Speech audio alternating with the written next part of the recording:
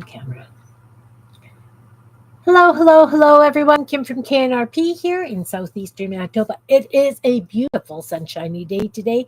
It is only -2 degrees Celsius with a wind chill factor that makes it feel like -8, which is 28 degrees Fahrenheit, but it feels like 18.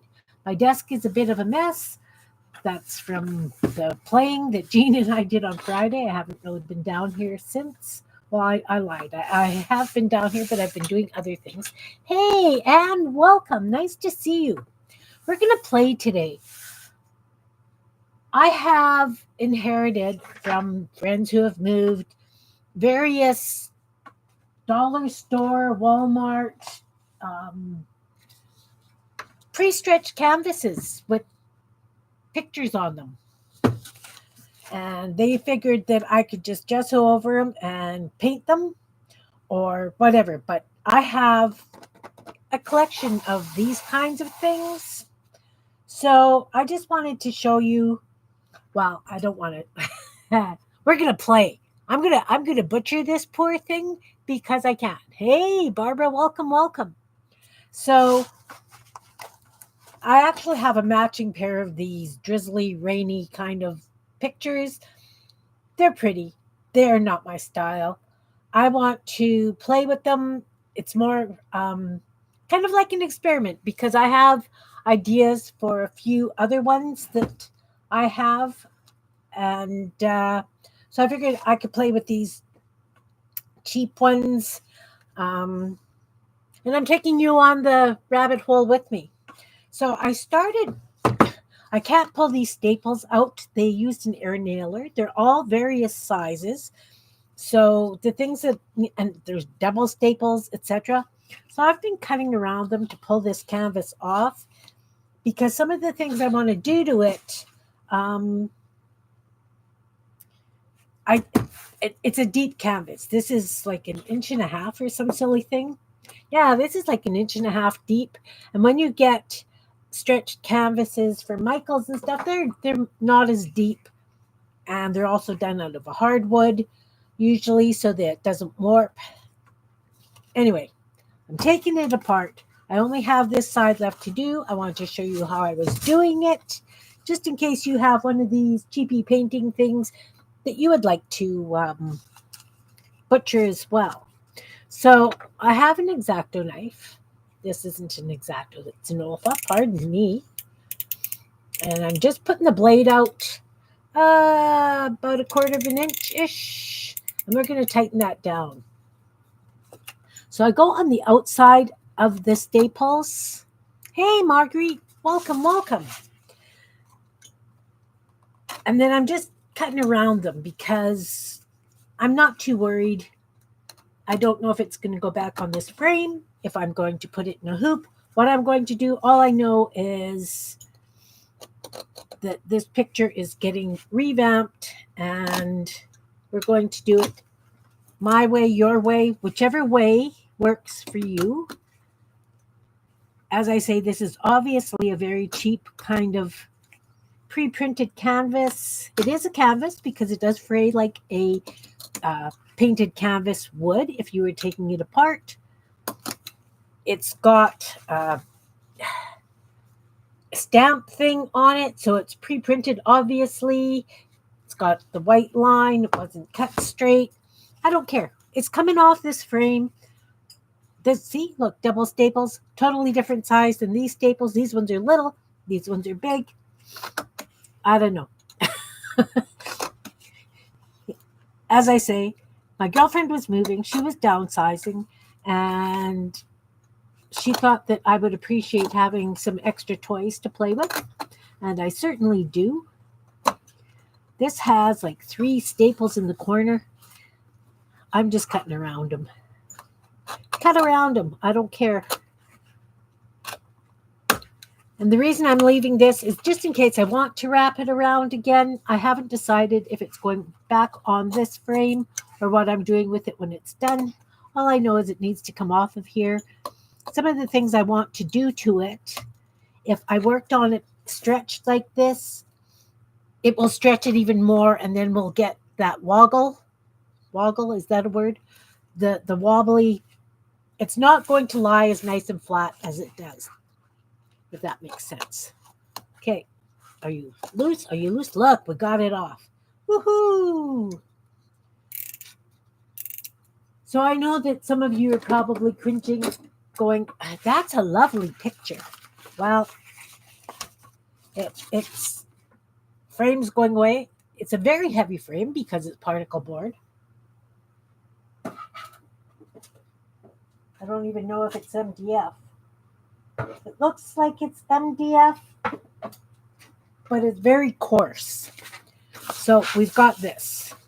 So the nice thing about taking it off the frame, it's got these beautiful creases, so I know how far to go. Now, the reason I wanted it off the frame is because I'm thinking that these trees on this side, although those ones would be wrapped around the side, these are going to get painted black. I'm going to do the edges in black. But this tree, I would like to do some embroidery on it with a yarn, almost like a crewel work kind of thing. Hey, Jan, it's nice to see you. It's been a while.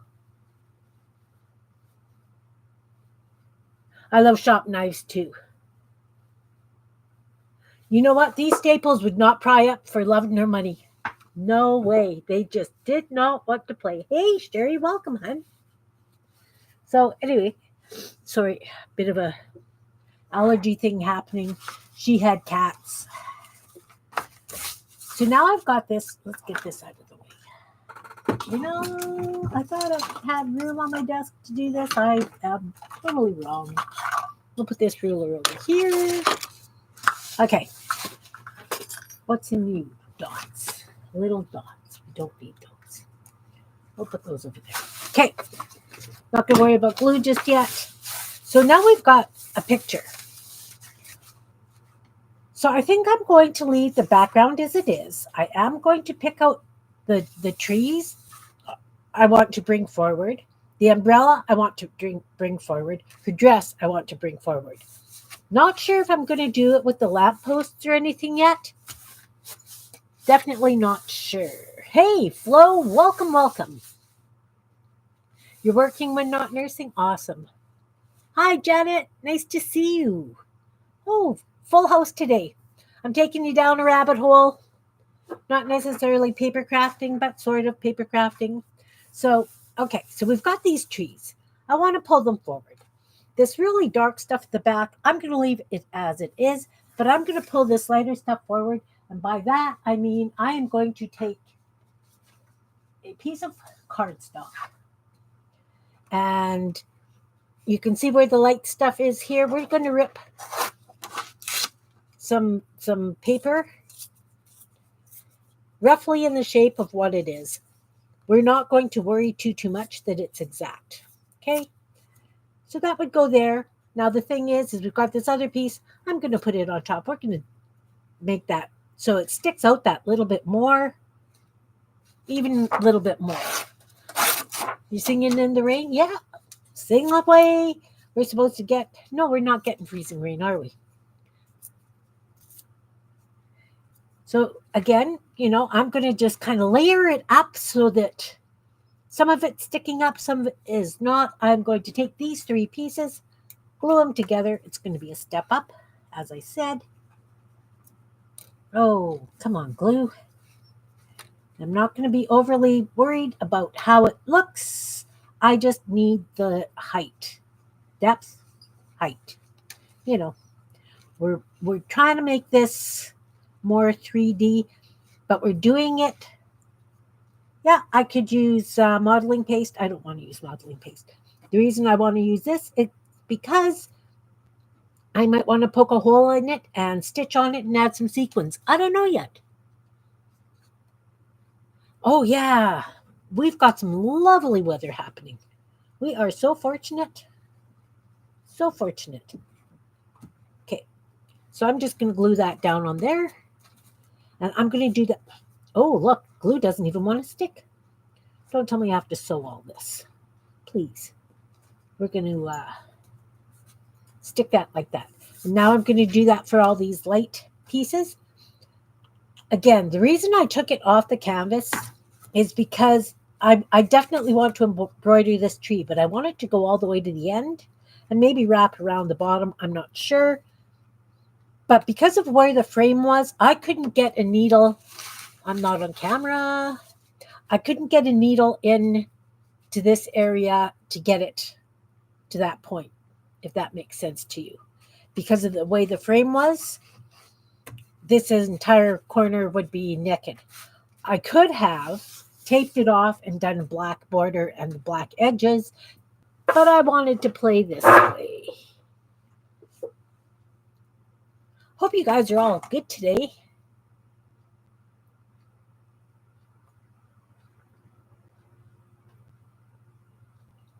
Yes, please. Thank you for the thumbs up. I made such a mess when Jean and I were playing on Friday. I have no rhyme or reason as to why all this stuff was out.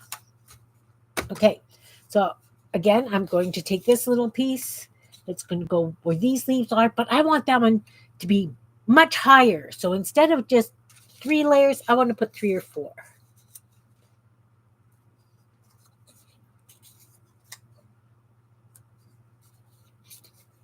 This is just another way of adding dimension to your work, right?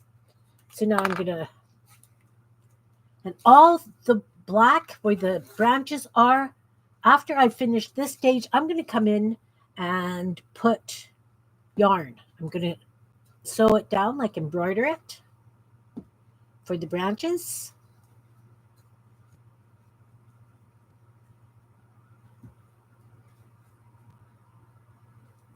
And big hefty blob of glue on the back.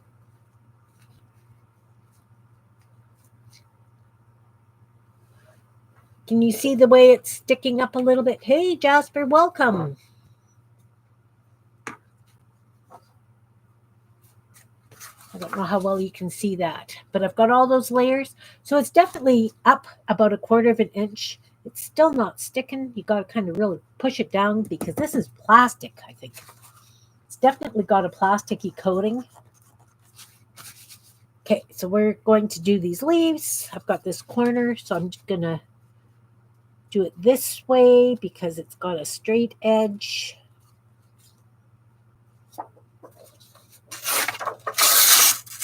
And again, as I say, I am just ripping up some cardstock. And we are just layering it so that we've got some nice high areas and some low areas.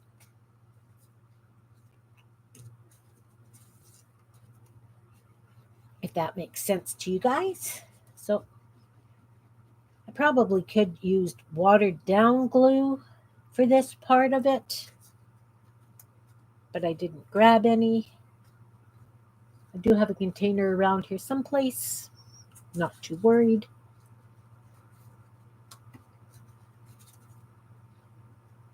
And we're just going to keep layering until we're happy with the height and depth.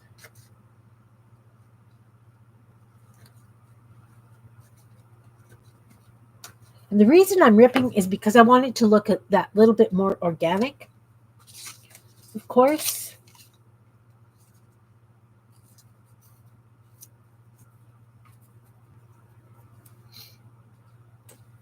You're swapping your master bedroom for your art space? What a lovely thing to do. I am down in my basement. And seriously, I would love to have room upstairs where I could have all my toys to play with. So I'm just going to put another layer of glue on, and I'm going to add more torn bits.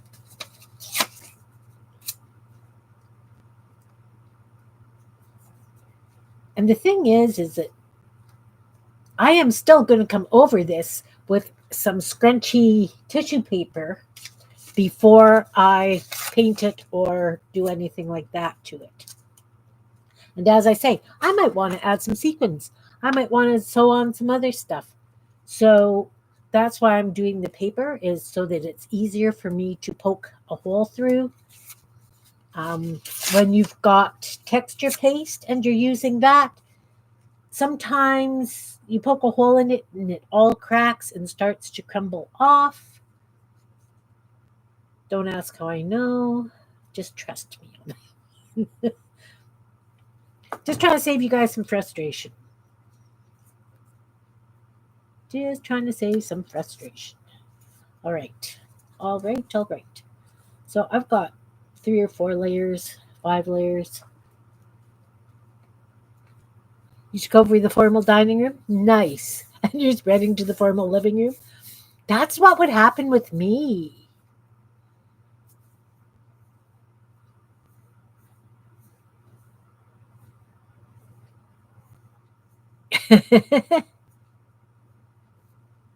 Yeah, Sherry, I was wondering if I could send you digitals. Like, if I could. So I am going to trim this off so that it's flush. Because if I do decide to put it back on the frame, I need that crease.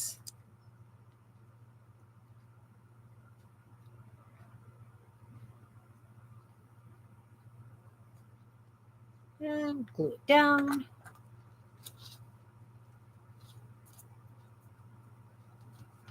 As I said, I'm sort of roughly following the picture underneath. I am not going 100%.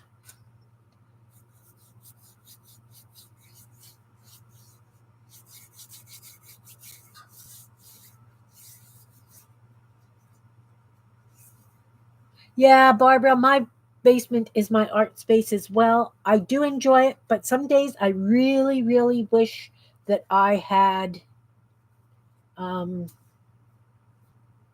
sunlight down here. I don't have high windows down here. They're not the sunken ones with window wells.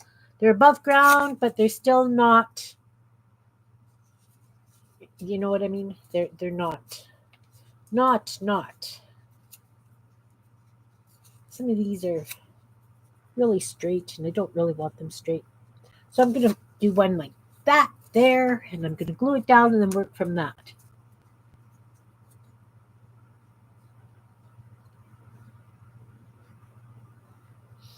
Yeah, I always needed an art space as well. Unfortunately, it is my basement. I mean, during the pandemic, I did have a lot of stuff upstairs, but now that we've got people coming for dinner and stuff again, I have a tendency to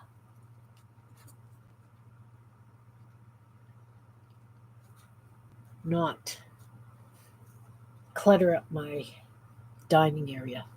Got a lot of glue there. I'm going to just add some of these little scribbly bits to that extra glue.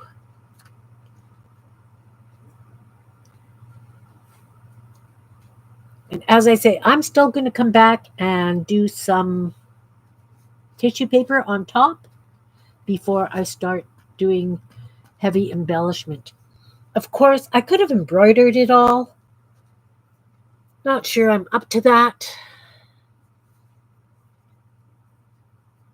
Yeah, I've got some lovely lighting down here, but sometimes I just need to be in the sunshine.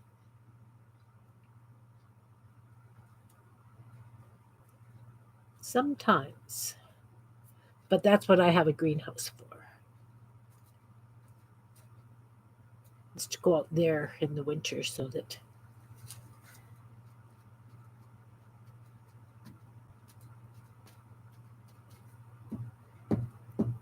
just sticking this stuff down.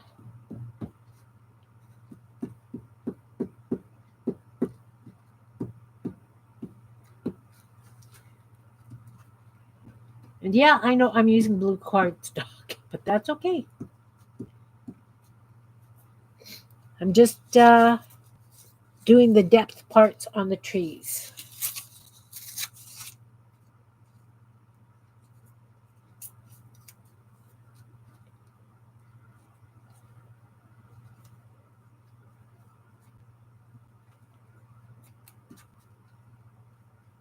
Don't want to cover up those branches too much, because as I say, I would like to come in and embroider them.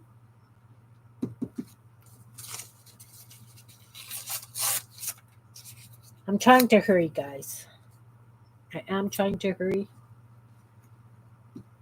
so that you can see the next stage.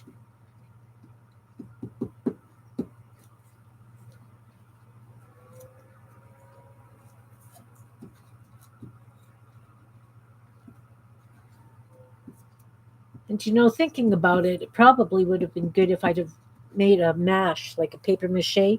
Although I really like the way that this is layering up. Because I've got some dips and valleys and high spots.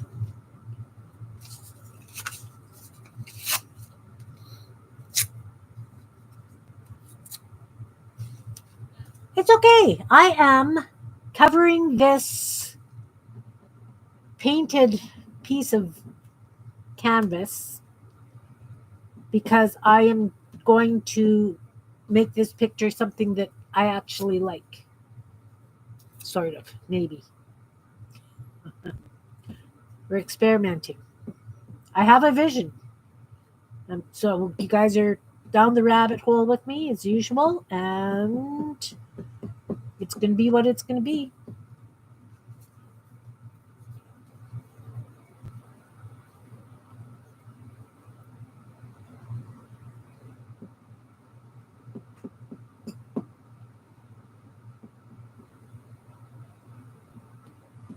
So right now I am just covering up the really light parts of the trees because I am going to cover the whole tree thing in green tissue paper and take it from there.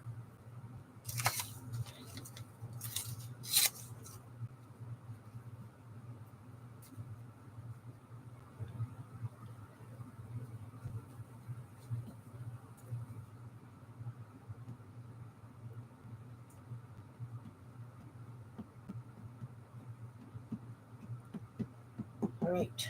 All right. All right.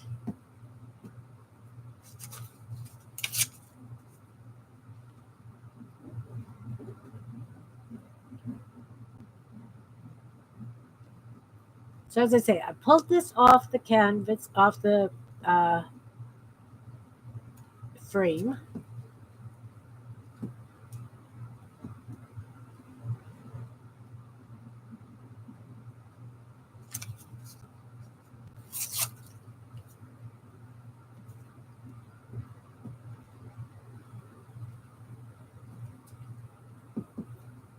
This paper is curling as I tear it.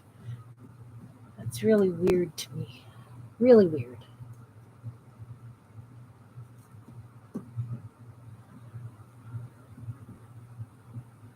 So even if I decide to embroider these leaves later, I could do that.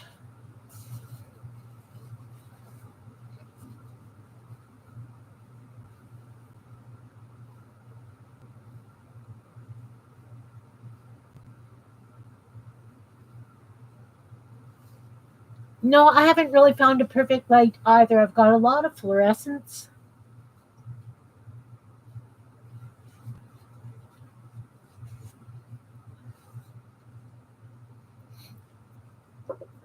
Out of the frame to take on this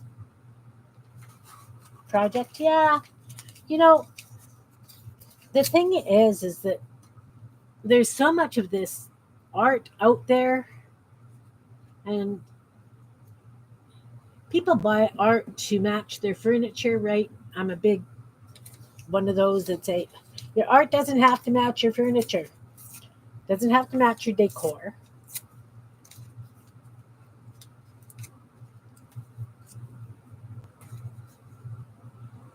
Bad joke or not? Yeah, I don't know either. I don't know either.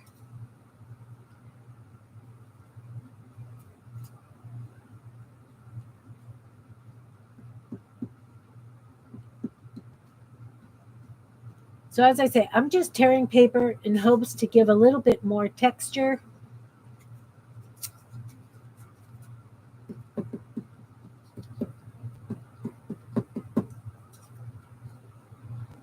And gluing them down, however.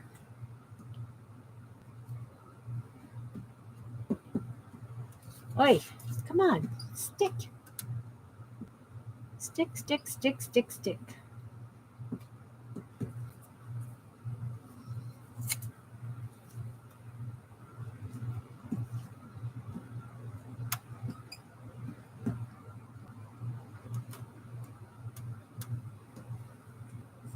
There's some high stuff here.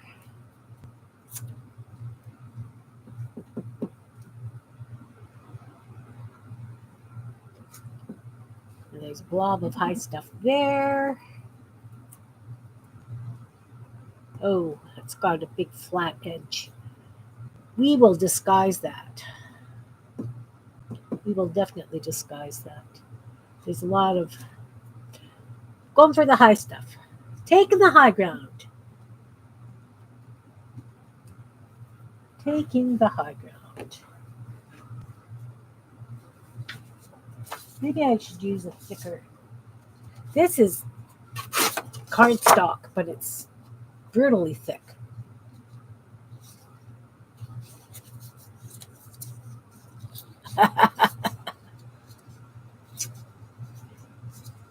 So our chicken pot pie is a deuce pot pie? Yes, we do love Barbara. We do, we do. We appreciate her.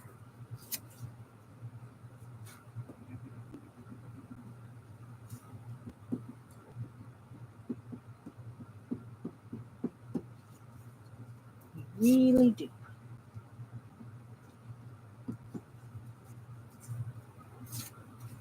So this is kind of like a collage, if you think about it.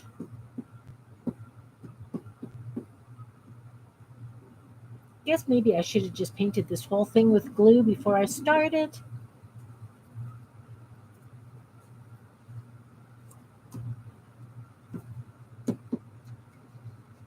Oi, you know, this has some wicked plasticky coating on.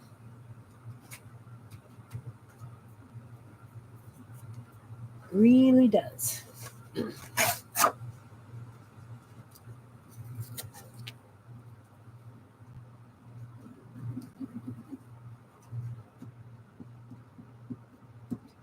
So now that I'm thinking about it, I probably should have put this really thick stuff down first and then built the thinner stuff up on top of it.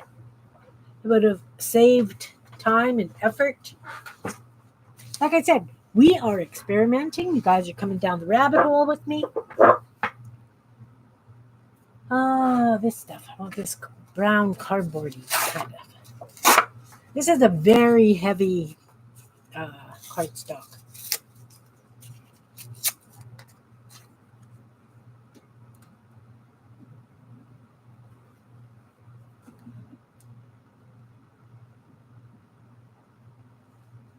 I'm watching for where the branches are because, as I said, I want to embroider where the branches are.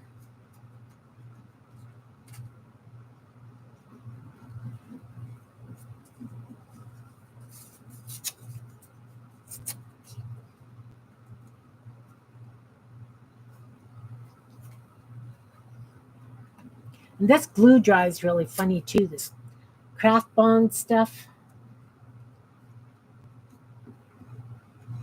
It actually dries pretty darn hard and clear. I could probably use it almost for water droplets.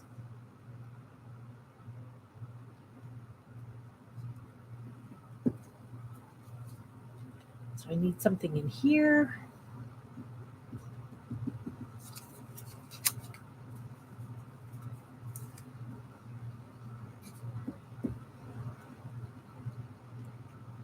All right.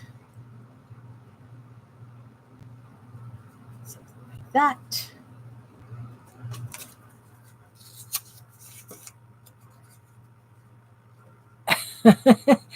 You guys are having pie without me. What? Wait. I like pie.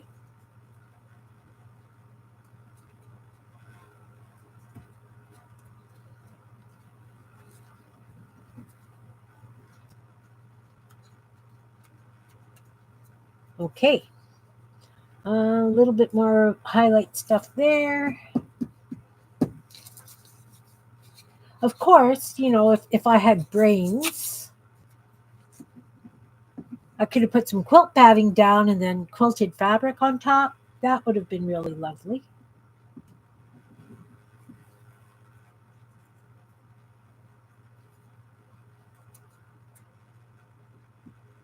But again, I did not think of that.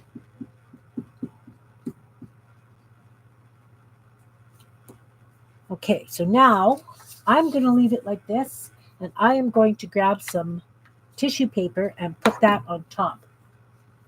Where is that jug of glue I've got? I have watered down glue for something that I was doing recently, and it is someplace here on this desk, and we know what my desk looks like. Oh boy. Hi, Chia. Wow. Come on, Kim.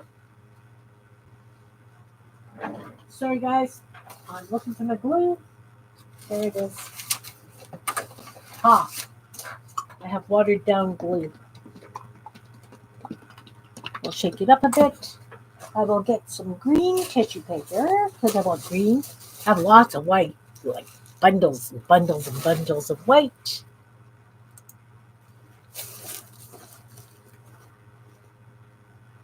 Have I done this before? No. That's what I said. I have an idea and I'm taking you guys with me.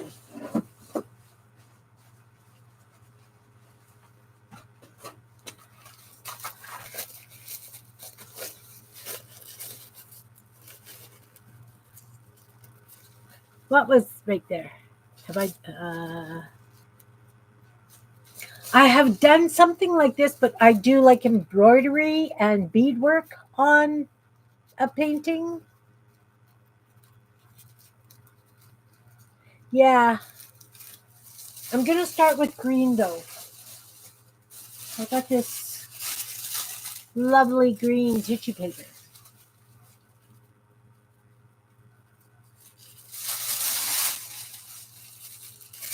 And the really cool thing about tissue paper is we can smush it up to also give texture and depth, right? So I have an old kid's school brush, and I'm going to put it down some of this glue over here.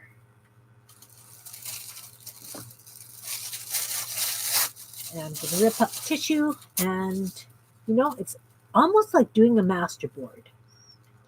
We're just going to put it on and let it be what it is.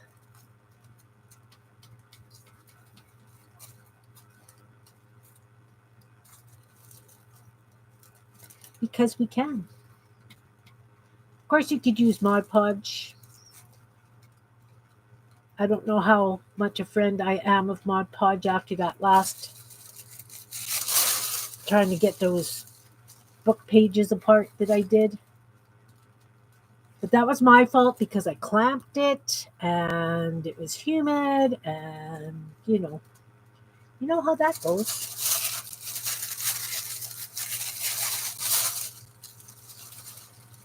You do.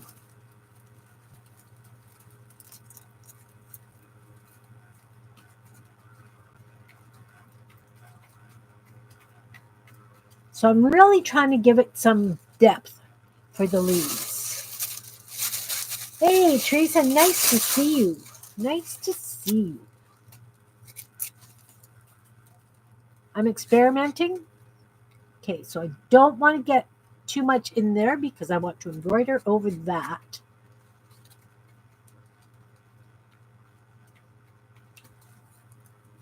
I actually went digging in the yarn bin to see what I had for a black. And I have this modelly black. It's twisted with all these different colors. It's beautiful. That's what I want to use for doing the branches and stuff on the tree.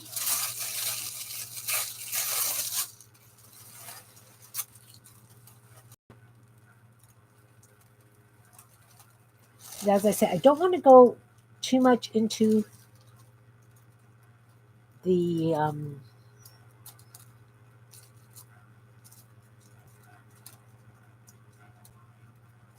background. That's going to be really thin, but this stuff, because I want the texture and I want it to be dominant, I'm going to do quite a few layers to build it up.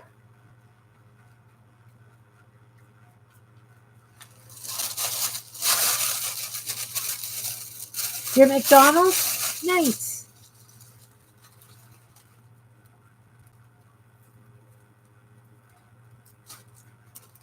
So I did put on those layers of paper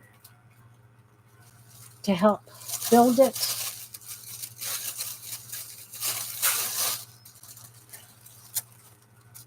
And I'm just ripping off hunks and putting them down. Overlapping. As I say, the sides are going to be painted black.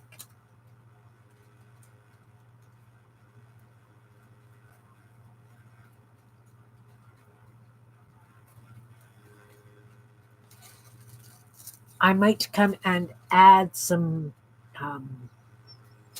sequins. I might add beads. I haven't decided. All I know is now that I'm doing all these layers with this glue, I will definitely have to use a big needle to, that's straight edge. Don't like it too much. To poke holes so that I can sew on it because this is going to be pretty thick.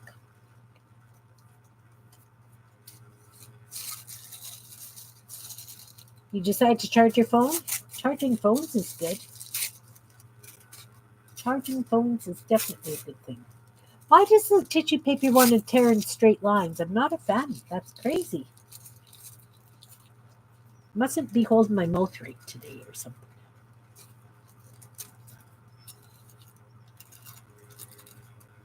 So I found a whole bunch more. Like I had a list of my momisms. I'll be working on that within the next week or so and adding more to it.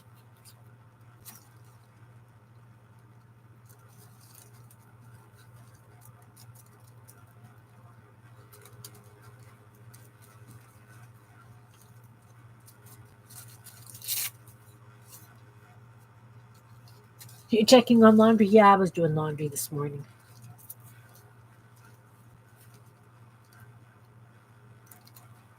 Come on, stick.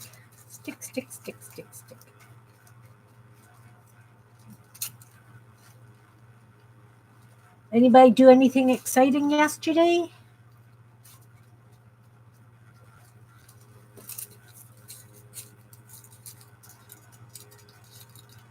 Oh, thank you, Anne. Where all the missing socks go? You know what? Odd socks are laundry seeds. I don't know if you've noticed this, but I sure as heck have. As soon as you get one odd sock in that hamper, the next time you look, the darn thing is full. I don't know. I don't get it. This is ripping in straight lines. Maybe I should have thrown them in the blender before I started. We're just going to have to, I'll have to do something to disguise them, which is okay because I know how to do that, and I'm sure you guys do too. But I don't know if you can see. I'll hold it up. I will hold it up. We're starting to get a lovely texture over the tree parts.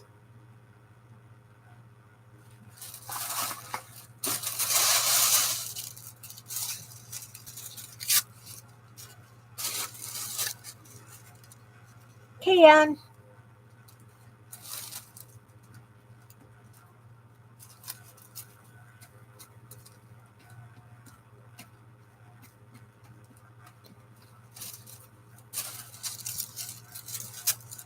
So I don't have it quite as high as I would have liked. I was hoping to have it about 1/4 of an inch thick at the thickest points. It's a lot of buildup to do.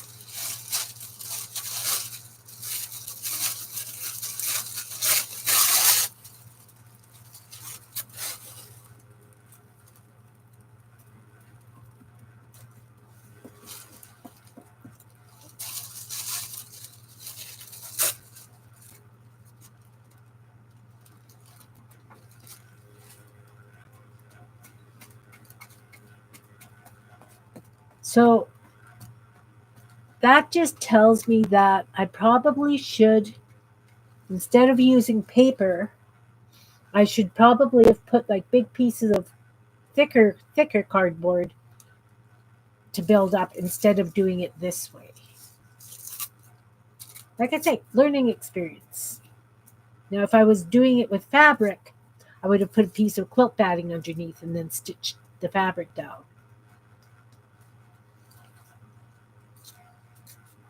Or instead of quilt batting, maybe even just like a piece of felt, just to give it that little bit of depth.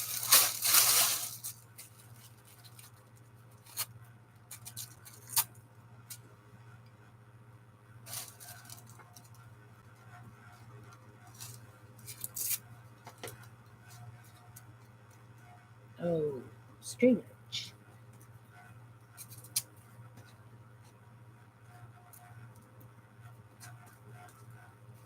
See, this one's kind of going more the way I had wanted it to, where it's nice and thick in the middle and it tapers down.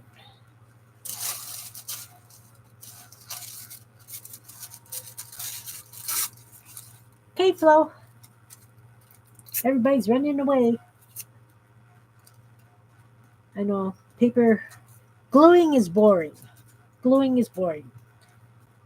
I just want to get this tissue paper down, first layer, so it can be drying, and I will start working on the tree, just so that you guys can see what's happening, what my vision is, maybe. Maybe.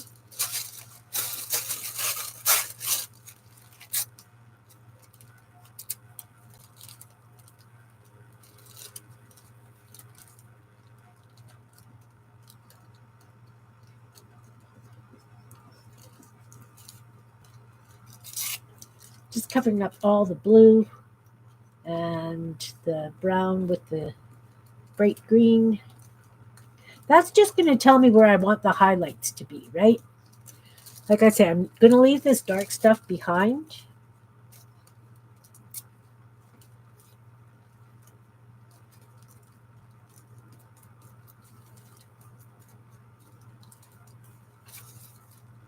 Just need a little piece for this.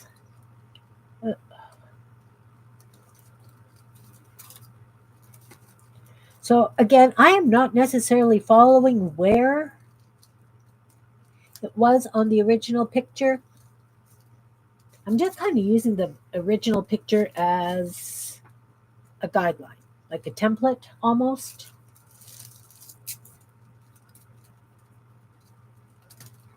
I've got static fingers now, wants to attach itself to me. Separation anxiety, I guess. I don't know. Welcome back, Anne.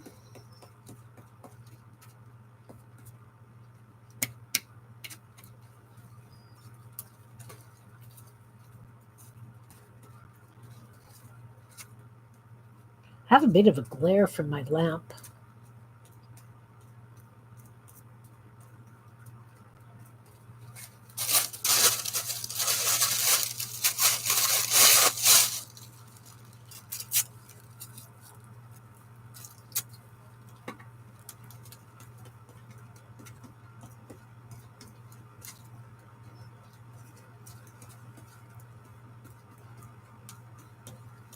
Okay, I will call this part of it done for now. I may still come back and add some more after, depending on how it looks once it's dry.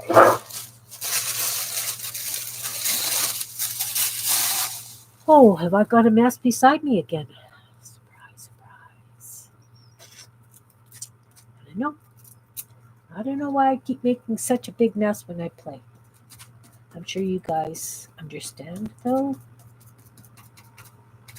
I probably should have cleared this whole desk off so that you guys could see more of what's happening. I'm just wanting to cover up these last little bits of blue, tear pieces off, and then lose them, drop them right away. It's okay. It is okay. Now, this could all be in vain, I admit it. I'm not sure. Because like I said, I'm going to do some embroidery and maybe some beadwork. So maybe all this stuff is going to get covered up. I don't know yet. I have no idea. I just know that I wanted it to have some texture and some higher and lower spots.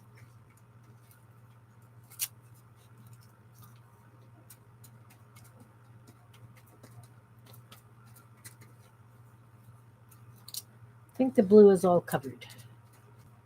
And if it's not, I can come back and do that after.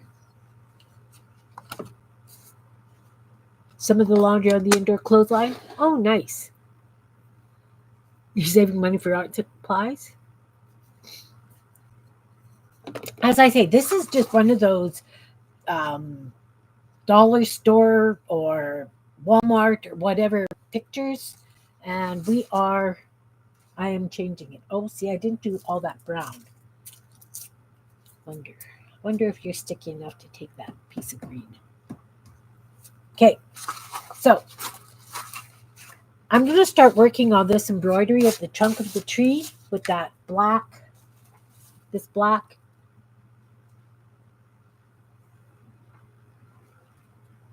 And I'm going to, not necessarily a running stitch or a back stitch, I am just going to be putting the yarn in and down. See, I got a big smudge of glue here. I bet you that will wash off because of the consistency of the picture that I'm using. Oh, look at this. It just frays like crazy. Oh my. Okay. I have a feeling this actually is wool because look at the way the end went. That's kind of strange. But it's okay.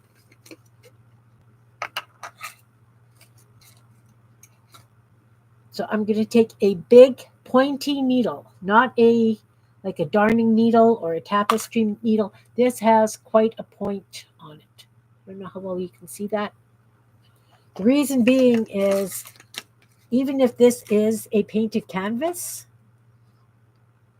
it's going to be hard to get a blunt needle through it. I would have to go first with an awl and poke holes. We'll just get rid of this piece of thread. We'll add it to the thread jar over here. Gluey fingers, it stuck to me.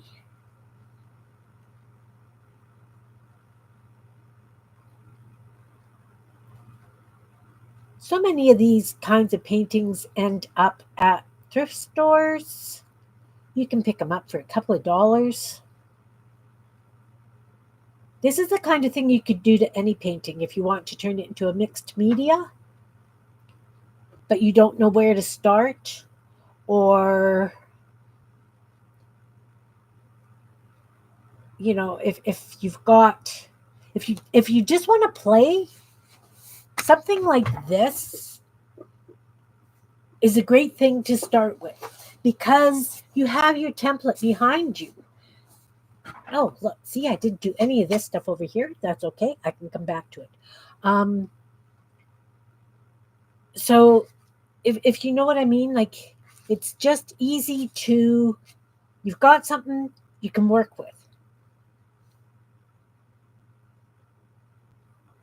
Just trying to get this needle threaded.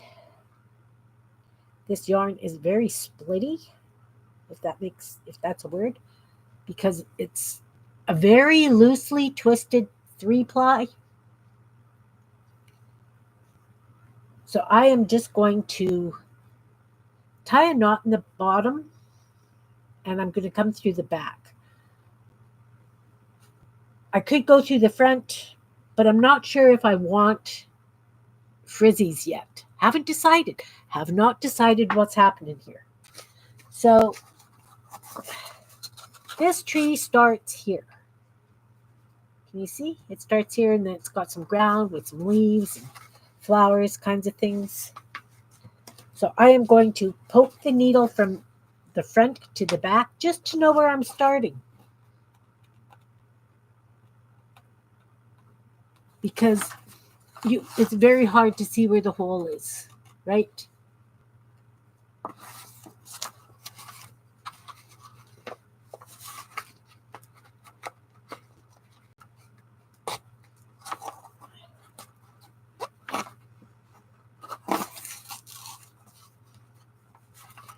Oh, this is not liking coming through this at all. I definitely need something a little bit bigger to poke the holes with. So I'm going to take this thin piece of this nylon-y spongy. Hey, Chris, welcome. Spongy stuff, and I am going to put it underneath. And I am going to get my owl, that thing that we use for binding.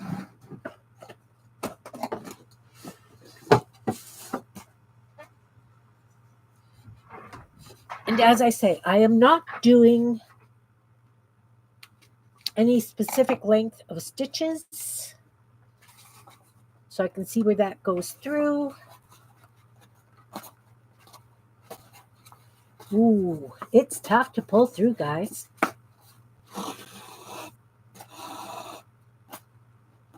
I am revamping a dollar store kind of painting.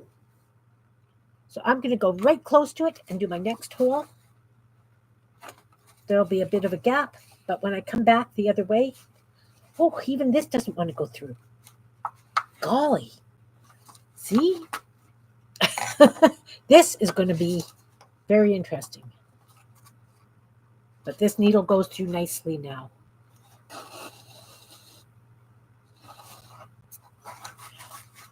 Oh, did I just do that? Look what I just did. I did it totally wrong. That was supposed to go from the back, not the front. Let's see if I can pull that out. See, don't do what I'm doing. Oh, now I have a big mess. What are you doing here? What are you doing? What? There we go. There we go. So we go from the back. What's that on this one?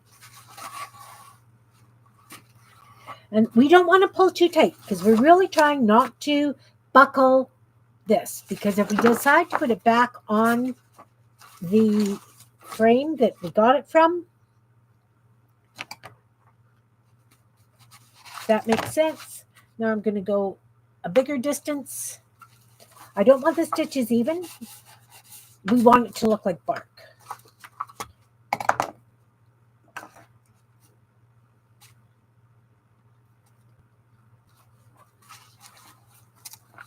Oh, big thing at the back. Make sure you pull your yarn all the way through.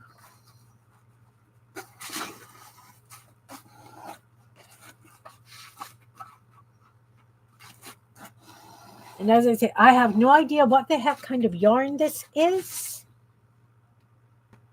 You can see how the stitching is going. It's going to be the bark of the tree. I thought it would be quite nice using something like this. I have a piece of nylon packing stuff behind.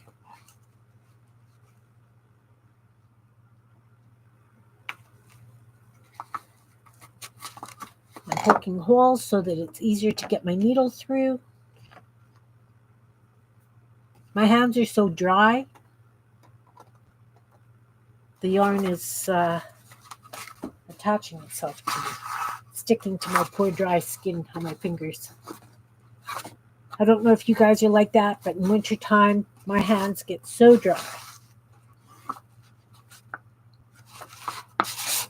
And I haven't made any homemade soap for a while.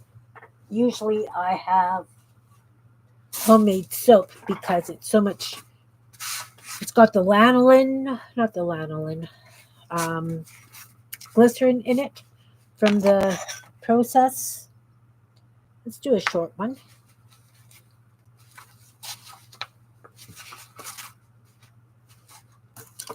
Bark, bark, yeah. But this is tree bark. Or I'm hoping it's going to look like tree bark.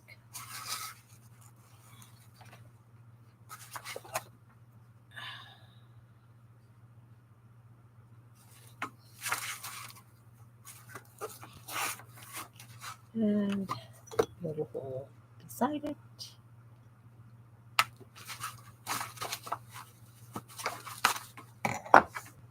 Seriously, this is like almost like a vinyl, but it's a canvas that's been very thoroughly painted and sealed.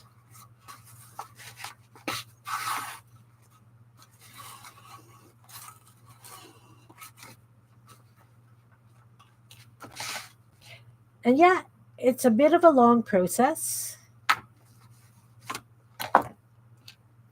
But a lot of art projects are, right? This is going to be a true mixed media. I'm thinking that I don't know if it's going to end up being a drizzly, rainy picture like it is. I do like the umbrella. I love umbrellas. I don't know why.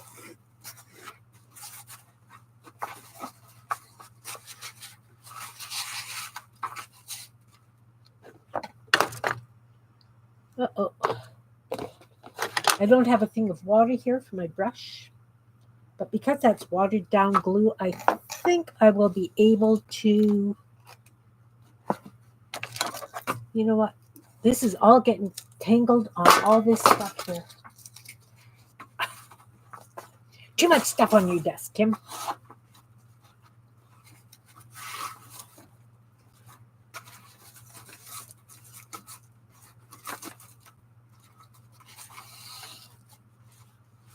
I could have used a thicker yarn as well. I'm going to go to there because then the branch turns. I could have used like a roving or something, but because the picture is quite small, I figured the roving would be a little too heavy. And I really liked the idea that this yarn had all the different colors. Look, let's get rid of this. Let's get rid of these little bits of tissue paper. It's like confetti all over the place. The way that it has been manufactured with all the different color bits, I really liked that. Really liked it. You know what? I'm finding it relaxing, Janet.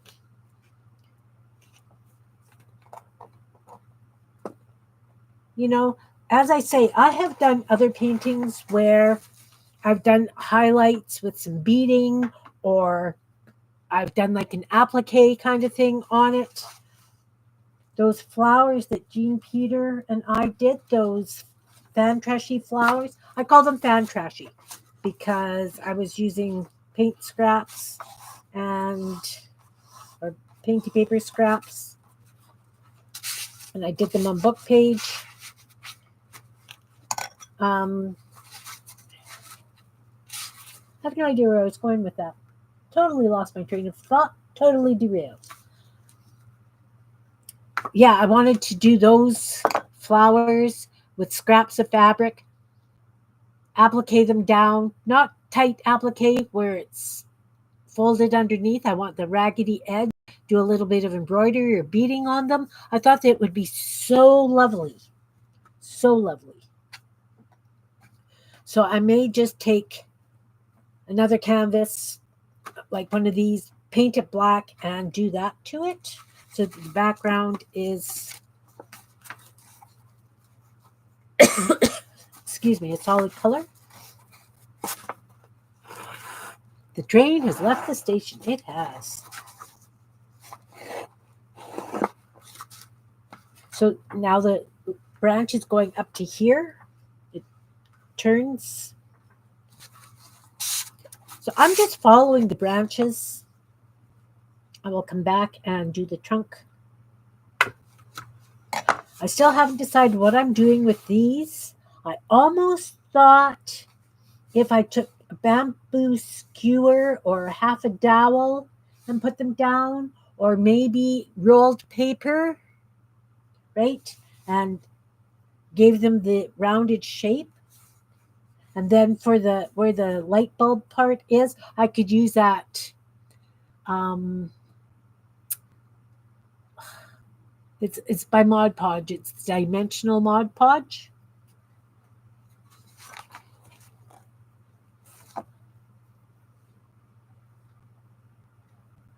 Yeah, yeah, I have. I have.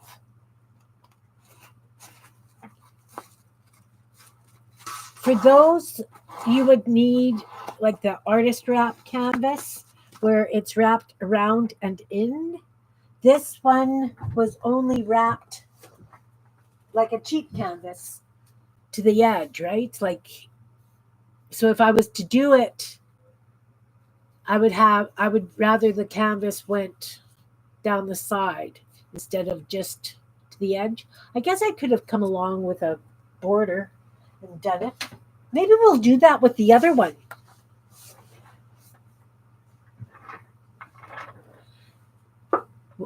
A year more, yeah.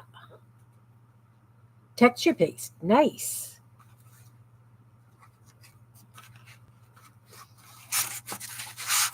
Yeah, I could have used a texture paste. I could have done, I've got the stuff. I've got my homemade texture paste.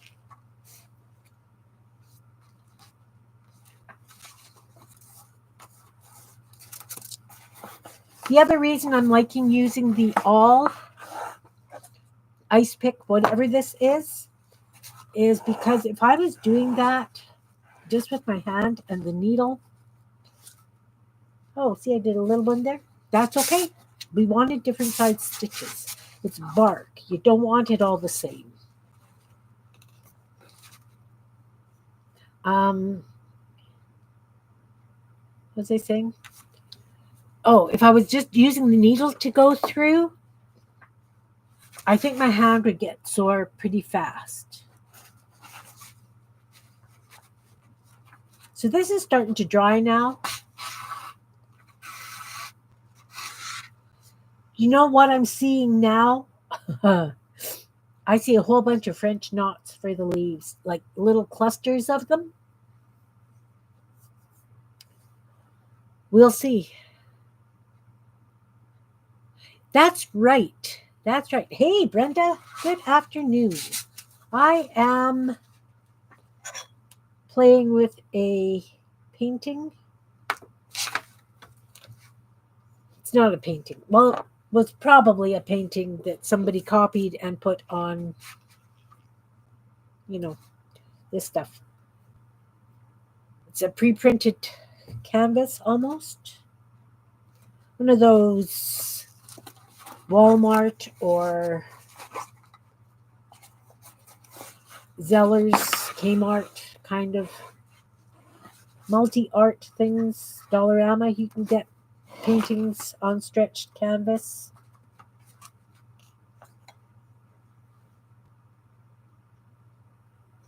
The other thing, it has a shine to it. And I'm not really big into the glossy stuff.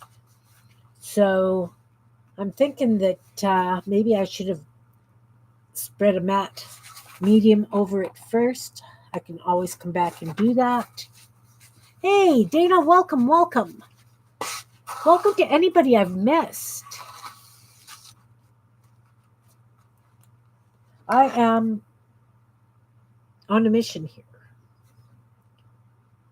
So now I'm going around a corner, so the stitches are going to be a little bit shorter just because I want it to go around the corner and not at an angle.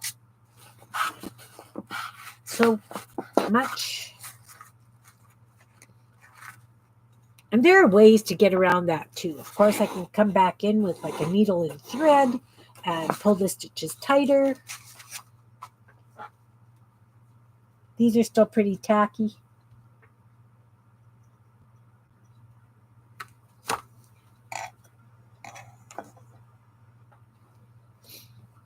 Yeah, I hope I haven't missed anyone.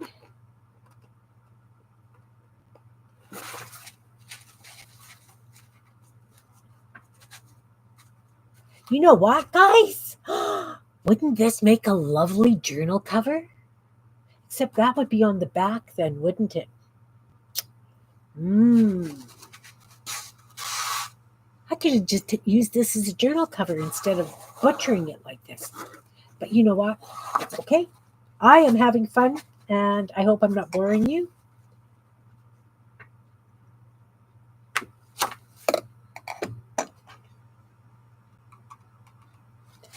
And as I say, I'm poking a hole in this stuff first because it's really thin.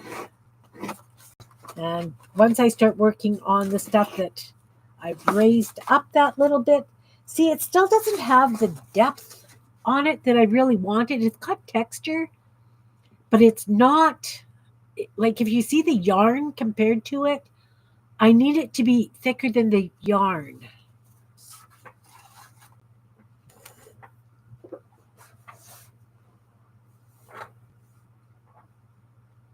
Yeah, that could be a really lovely journal cover. I don't know where I would do the spine, maybe from here. We'll see what happens. I should have, I should have thought of that before I even started because, wow, I could have. But then if I cut it, I don't know. You're waiting to see how it works before you go out and get one? Yeah, please do. Please do. I'm trying not to make it too thick on the back. Not that it matters if I'm putting it back on the stretched frame. Oh, you don't want to go through the yarn that you've got there. Move it out of the way. It still wants to go through that yarn. Go back. There we go. I don't want it going through this. It makes a tangly mess.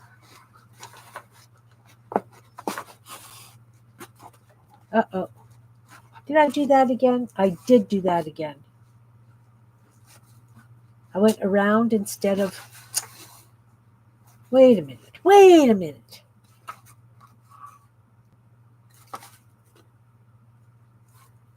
See, I looped around the side because I'm not paying attention to what I'm doing. I have to go back.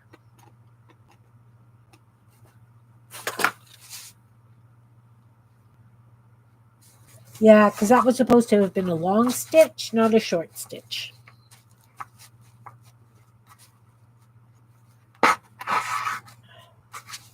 See, I went through that yarn. Now I'm going to have a mess.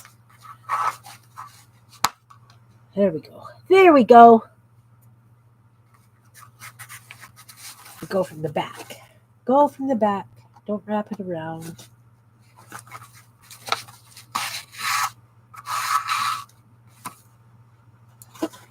I got all these little bits of paper on my desk.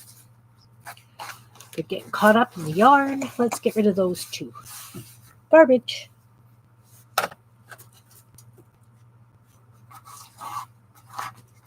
And as I say, I'm not pulling it really tight because I want it to still be as flat as possible.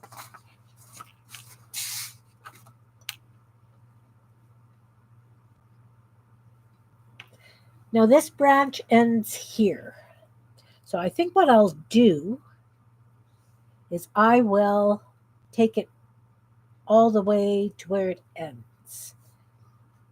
But it's got a bit of a bend to it. So maybe I'll do a little stitch at the end. That's what I'll do. So I'm following the picture to a point. They have Kmart in Australia.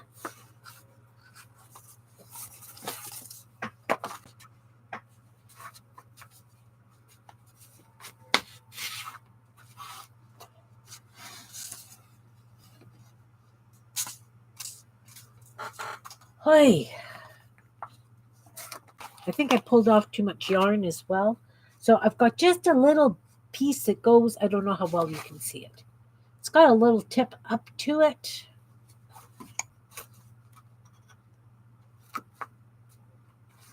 So we're going to come up this one.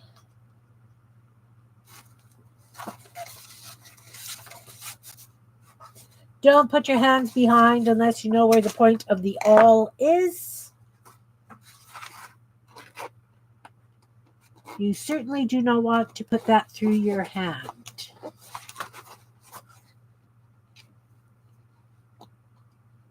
Please.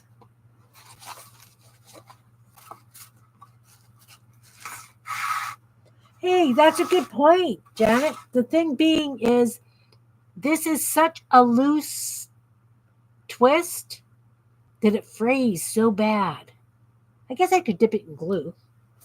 I've done that in the past. And then this goes kind of up. Goes up to here. That's a good point. I will have to remember that. I never thought of that. I've done an awful lot of hand stitching and I've never done that. Huh. Well, you learn something new every day. Thank you very much, Janet, for that tip.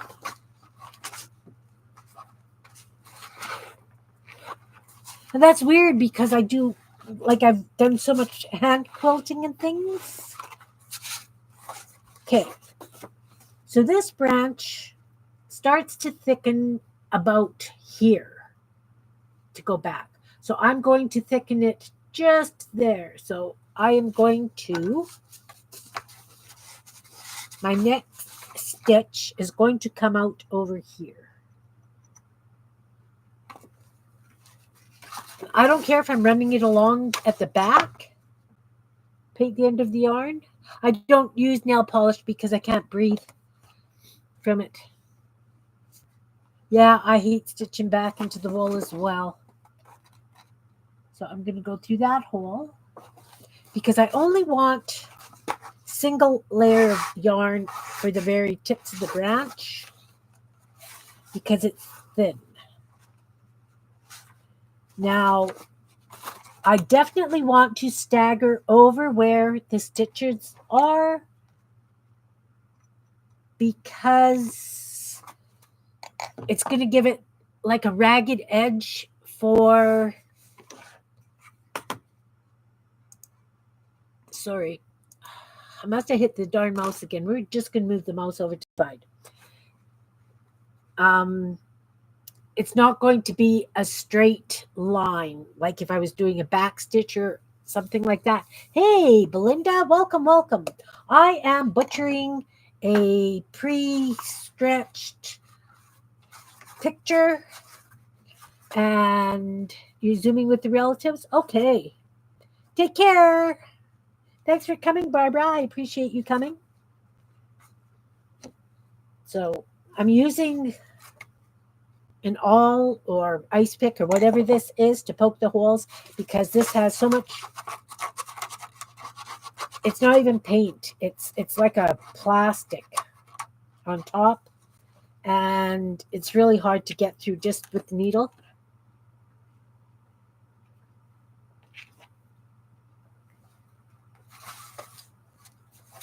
So now I'm just going back along this branch.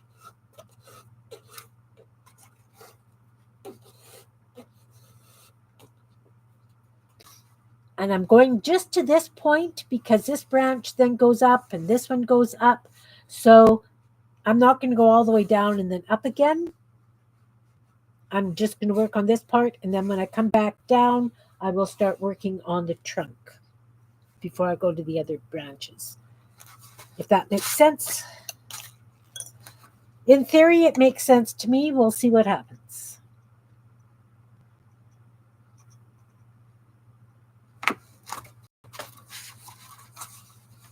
Migraines from nail polish? Yeah, I have breathing issues. Nail polish kills me.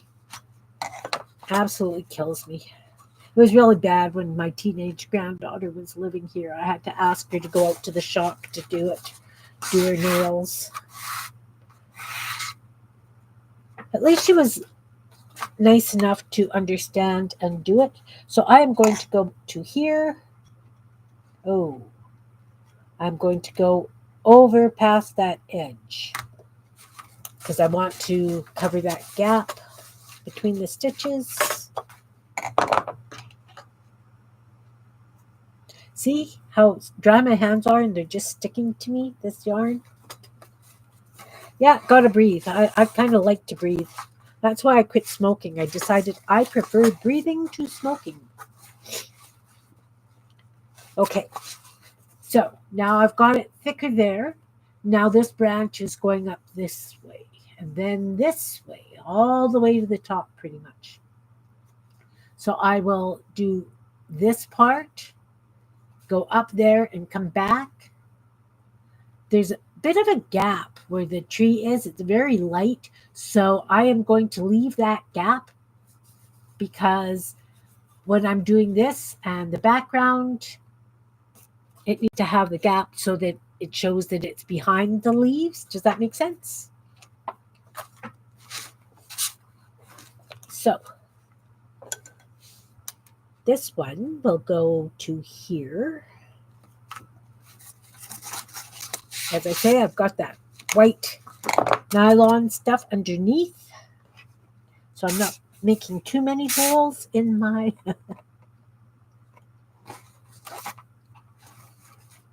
desktop. Goodness. Goodness, goodness. And I'm going to go to this point with the stitch on top. And then there's a little bit of a gap.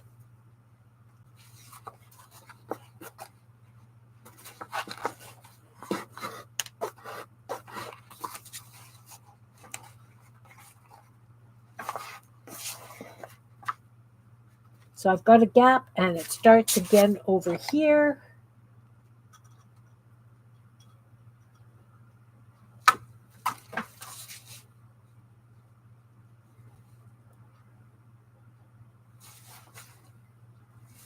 Okay, let's take a better look at that. Yeah, there's a gap in the branches. So that's where I will come out. Come back out over here. Now, if I wanted to, I could have used thread and used various sized brown beads. Yeah, breathing is very popular. Brown beads so that it was textured. I could have, it's up to you how you want to decorate. Now, see, these leaves go, sorry, these leaves go in front. So I will be coming and putting some texture there. So then the stitch will go there and behind.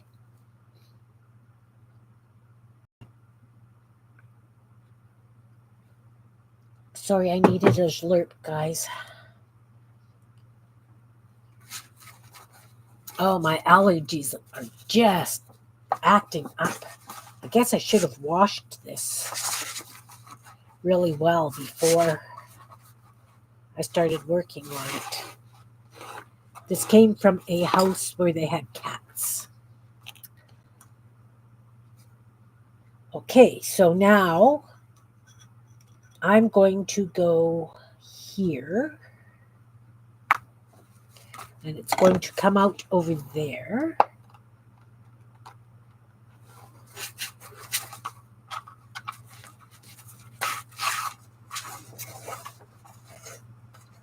I put a few layers of paper on and glued them down because I was trying to give it depth. Those of you who have come in later.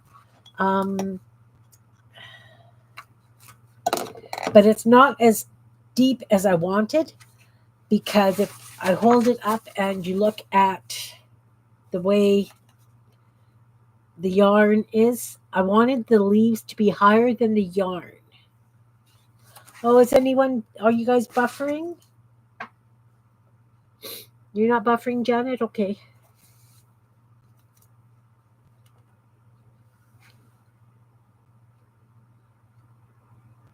Yeah, scented dart. Oh, we went on a tour of our local mint, like They do Canadian coins and all kinds of other coins there. Anyway, we went on a tour of it yesterday, and there was a group of tourists here from another country. I'm not mentioning the country, but just walking behind them, the dryer sheet smell killed me. Absolutely killed me.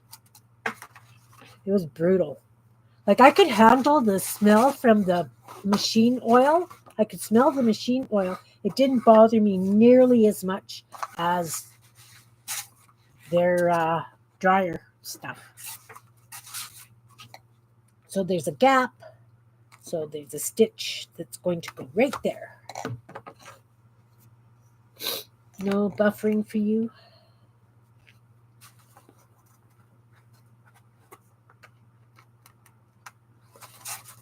So this is just kind of like a running stitch back and forth, up and down. We're just, I am just kind of playing and taking you guys along for the ride. We know how that works.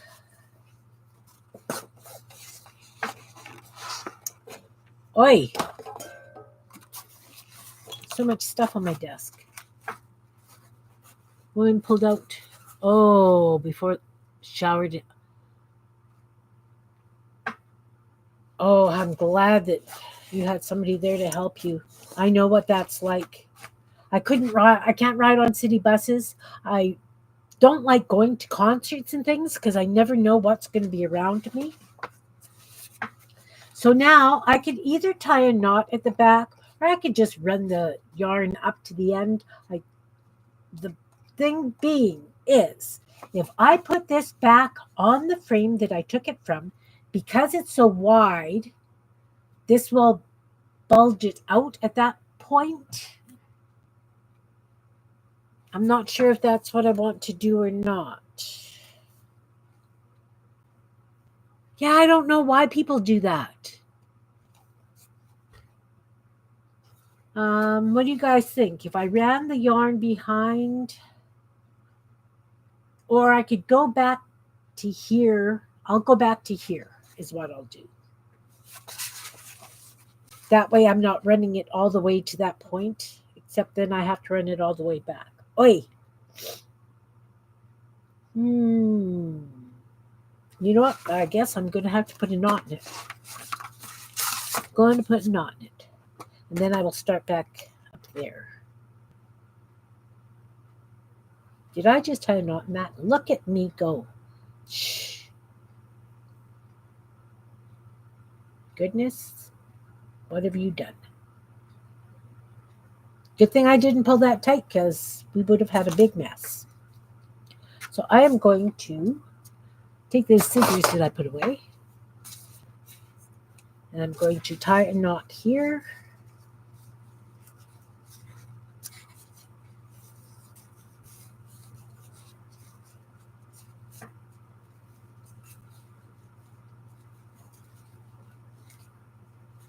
And it's not flush. I'm not overly worried if it pulls out a little bit. It gives it that bit of texture, right? So we'll just tie another knot here.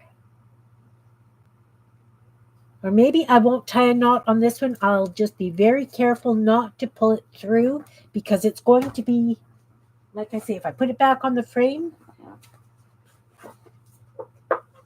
yeah, that's what I'll do. Just so that it's easier. So we're going to start up here. I'm going to come out there. It's right at the corner. And it's going to go here.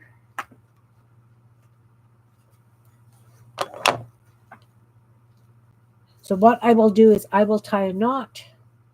I've decided I'm going to tie that bit of a knot.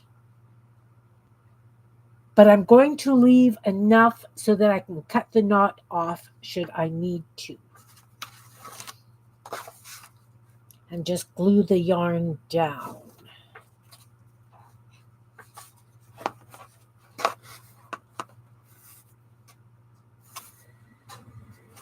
So I'm just going to pull it out a little bit and I'm going to hold it. Go back in this one.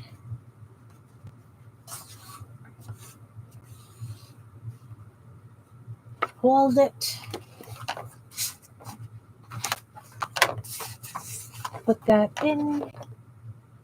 It will come out here and go to there.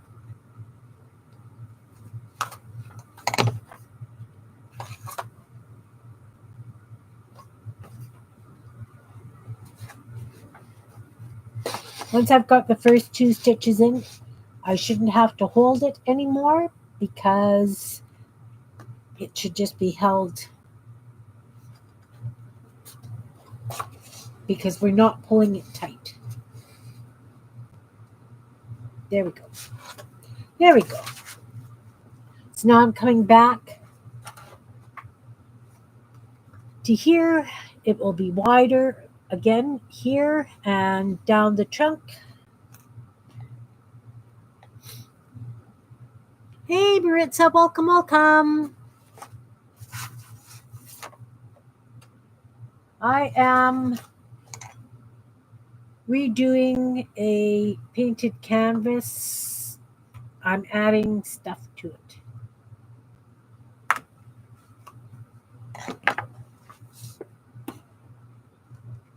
So I'm kind of following it, but I'm kind of not.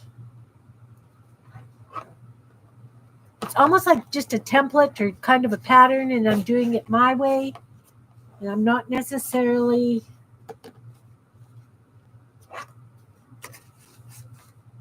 following exact, but darn close.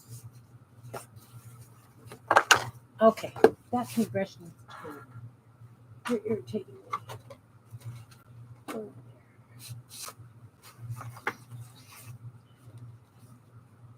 So yeah, you know what? I wonder how my needle will go through this. Have to try it because my needle's not going to go through that for sure. Ooh, even with the all.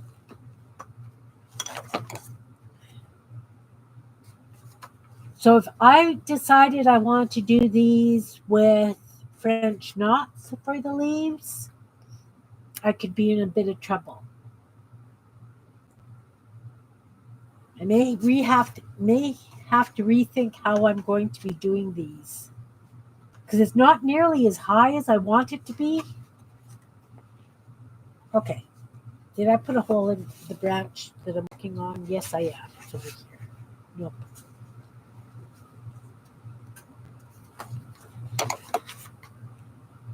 There's branch there. It goes to there.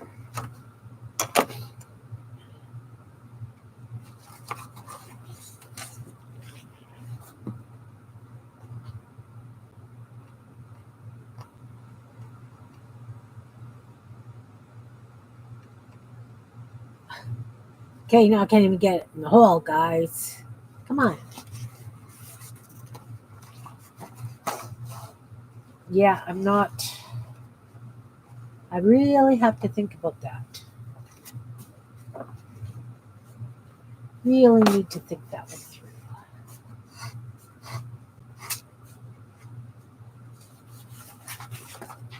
Okay, so I've got the branch all the way to the edge. Now it's a little bit thicker down here, so I will put a hole about there. And I am going to stagger where they are because it will give it more bark-like texture. So that one will go a little bit higher.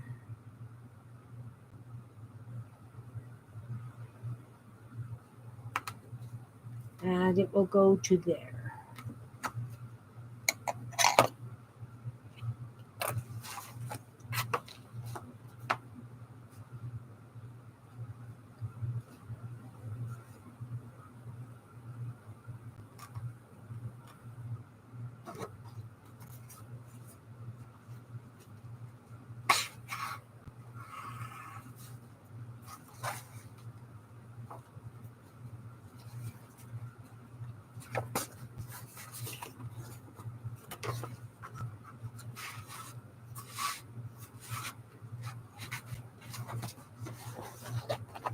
Did I just do that again? No. It was just wrapped around the edge. There we go. There we go. So now this one, I will do it so it comes out here. Remember, I'm staggering, and I'm going to go to there.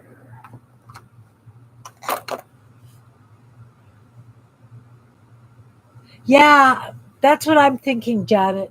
Build up the tissues. I think I'll come and put some cardboard, some thicker cardboard on the middle where I like it, and then I could kind of slope down with the tissue.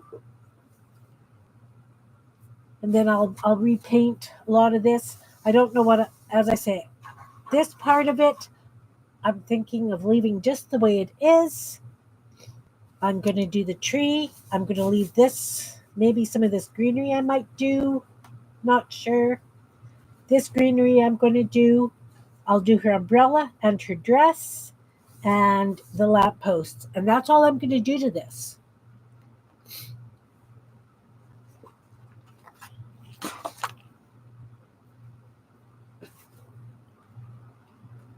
So it comes out here.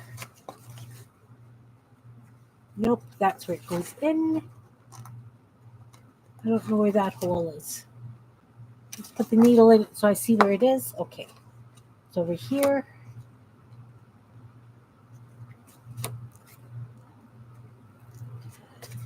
So I could have used embroidery floss. I could have used just plain yarn. I could have used, like I say, the roving. But I really liked the way this yarn was put together with the different colors. Now you see where it's overlapped? It looks more barky. Barky. Is barky a word?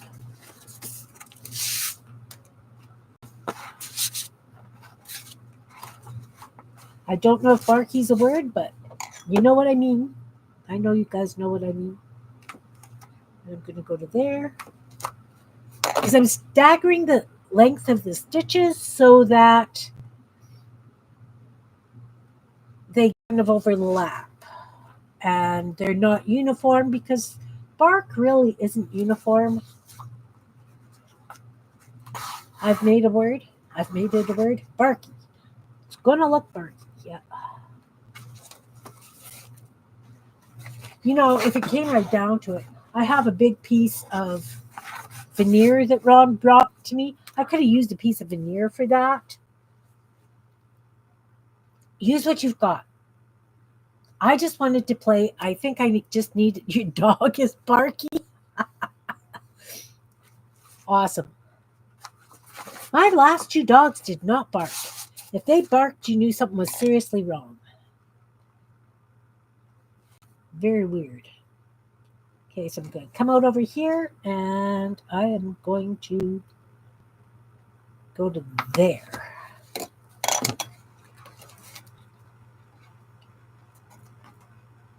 Because that's where I goofed and made that really little stitch. Again, this is just one of those Dollarama something paintings that you can get quite reasonable. My girlfriend gave me a whole bunch when she moved.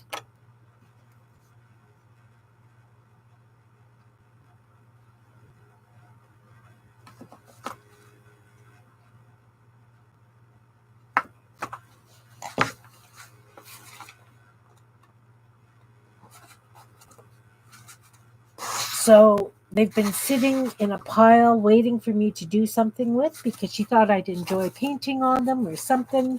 So I figured I would do a mixed media piece on this one. I'll do some paper. I might do some beadwork. I don't know. I don't know yet. We'll see. Okay, now let's go up here because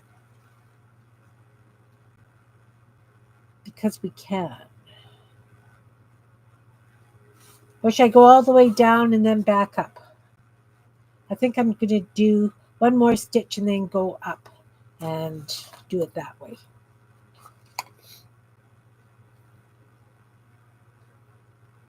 Valentine's Day, much of its celebration in Canada. I guess it depends on who you are. If you're young, if you're freshly in love, to me it's just another day. It's always been just another day.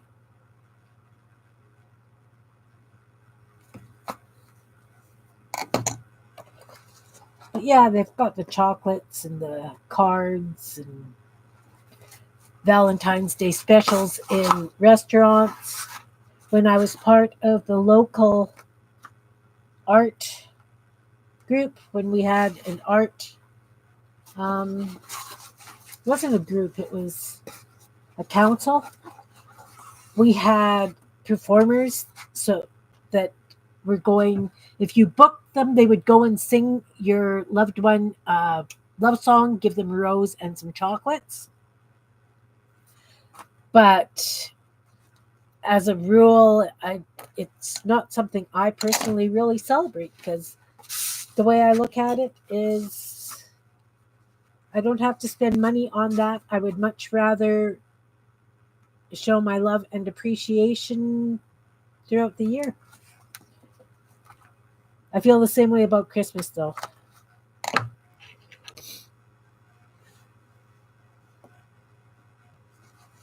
Of course, I cook a nice meal, something that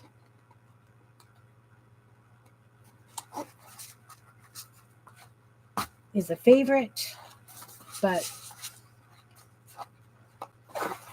I mean, I treat my anniversary and birthday more that way. Mind you, that's when I consider those are my days. I refuse to cook on my birthday and on my anniversary. I will cook any other day, but not those 2 days. Okay, so I'm going to go up to here. So it'll come out here, and it will go to there. That's exactly it, Anne. That's exactly it. That's, I feel that way about Christmas, too. If you have to go out and buy me a gift, and it stresses you out to do it, then don't do it. But if you're out and about and you see a rock or something I like while you're out and about, get me the darn rock.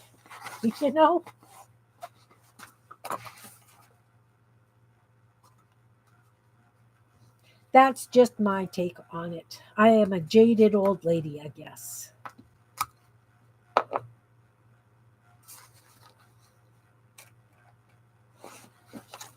I saw a video, and I think I reposted it. No, I didn't. I just sent it to my family. That at Christmas time, instead of going out and spending a bunch of money, you pull each other's names like you quite often do, and you go to a thrift store and you buy them an outfit. And some of these outfits, my goodness, it was absolutely fantastic. I could get behind something like that because it would be so much fun. Kind of outlandish, what kind of sense of humor. And then, of course, they had to wear it at Christmas dinner. I loved it. I think that my family would get into that. Maybe not Ron, but my kids sure would. Oh, but not the teenage boys. They just wear black. Teenagers, I tell ya.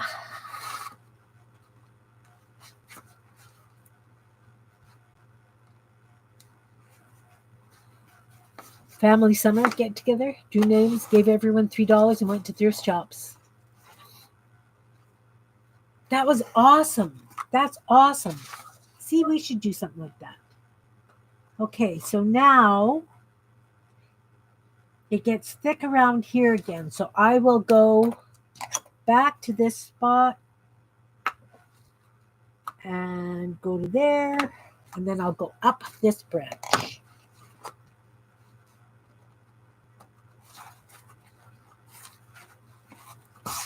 I like those kinds of ideas.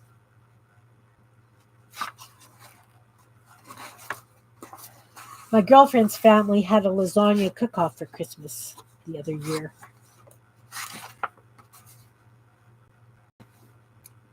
Are we looking barky? Took the grandkids to a thrift store, gave them a few dollars so they could pick up birthday gifts. That's awesome. That's really awesome. Our local thrift store pairs with the local family fun group, and they will save nice stuff. And then they have like an elves Christmas, so the kids could go in with $2 or whatever, and they could do Christmas shopping. So that, you could get quite a few items for your $2 worth. Okay, I ended there. I think I need to come back one more before I go up, actually, because it looks like there's quite a few ending right at that spot.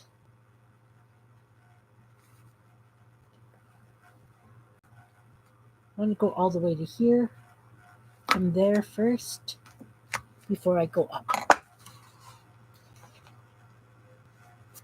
I like fun things like that.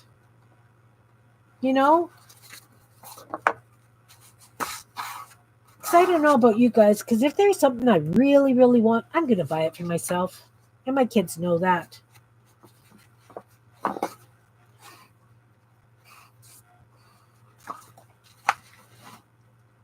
I like it, guys. I am liking this now. Okay, so now I'm going to go from here to there.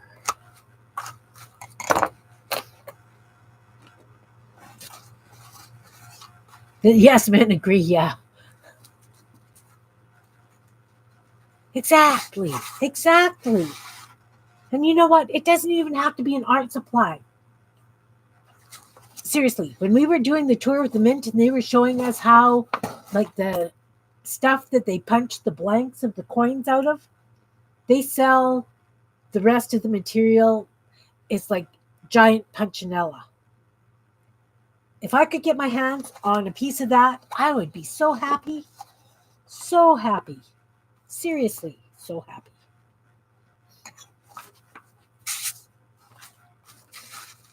Hope I'm not boring you guys. But sometimes, you just get that idea and it festers and festers and festers. And that's what this is today.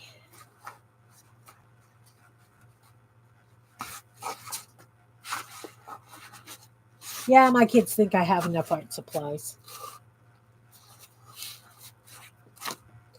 They do. And I really can't blame them because I really do have enough art supplies.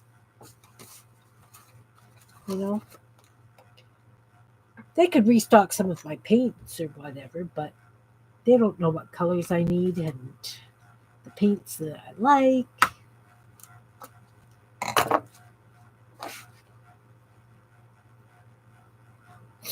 Yeah.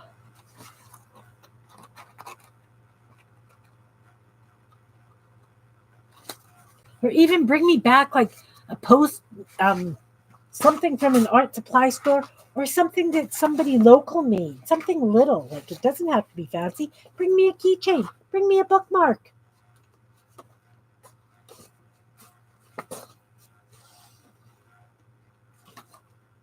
All right, so now we've got this branch that goes to here. So I am going to poke a hole there. That's where I'm going to come out. And that's only going to be a couple of stitches, that branch. No, I can't have enough art supplies either. I mean, bring me a local magazine. Bring me a local auto trader or something like that. Oh, for sure. Even like those rental things, right? Like, I don't know if where you are, you can get books of rental properties or sales properties. It's almost like a newspaper we have that's local. I would love it. Yes, exactly, Anne. Exactly. I agree 100%.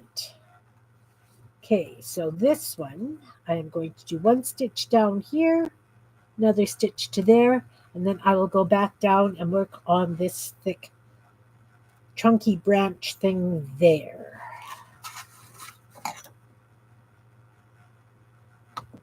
To there, to there. Oh, sorry, I'm not on screen, guys. Yell at me, yell at me. Hey, lady, what are you doing? Yeah, flyers of what you can do there. Or, yeah, exactly, exactly. Touristy kind of things, right? Those brochures put out by the local tourist place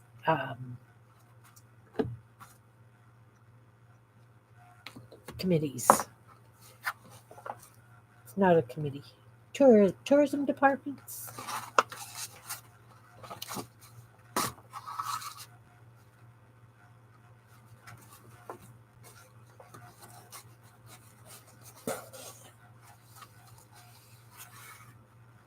All right, so now I'm going back down to this trunk, and I will go up and then down all the way.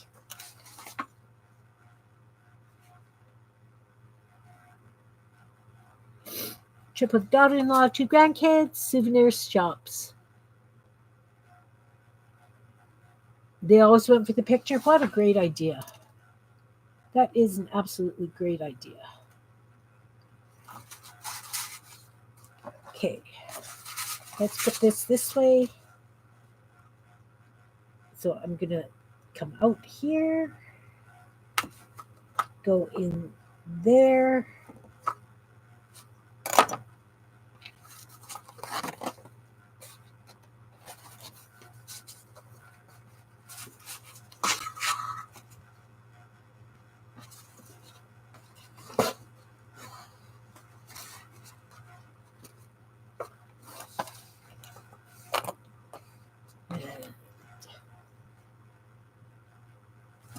I know you guys would probably be much faster at this than I am. That's okay. It's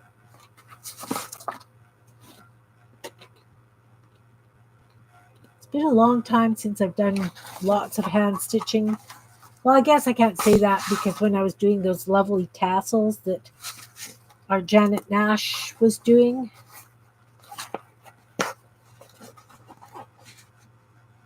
Right! You know what? I've always wanted one of those machines.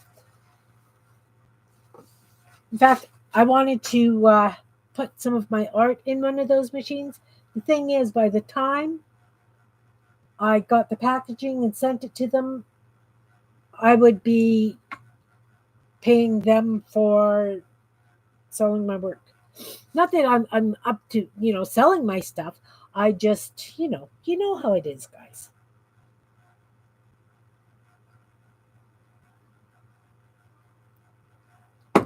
All right. So where did I come out? There. So now we're going to go here. And we're going to go back up to there. Yeah, stinking postage, I tell you.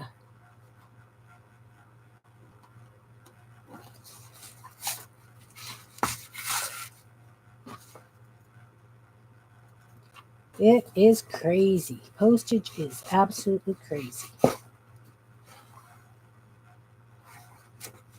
Now, I'm trying to decide. I'm thinking that's just, I don't think that that's branch because, I might do one more from here to there and then do down there. We'll see. We'll see. We'll see what that looks like. Again, this is an interpretation of this picture.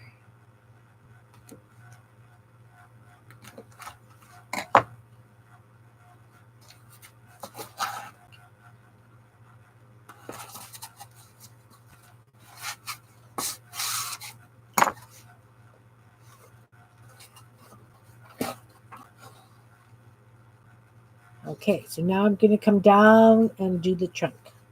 That's the way it's going. So we're going to go from here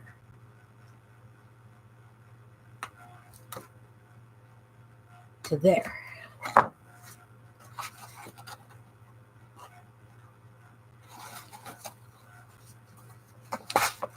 We're supposed to have an absolutely lovely week this week. It's actually supposed to be in the pluses, which is so weird. Like, we've had it like this before, but it's just weird. Believe me.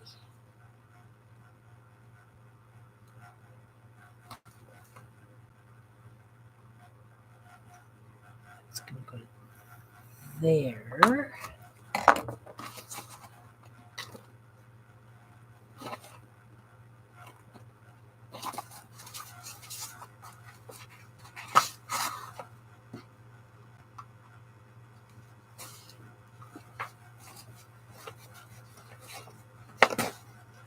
The other reason that I'm doing the stitches this way is because it's leaving those little gaps and it's not all flat.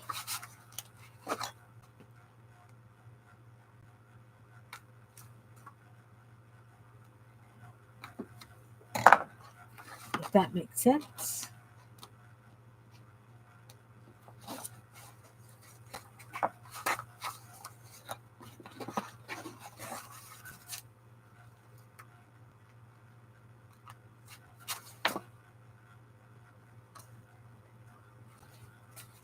Now, see, if this was on the frame, it would be taking me much longer because the frame was so silly heavy.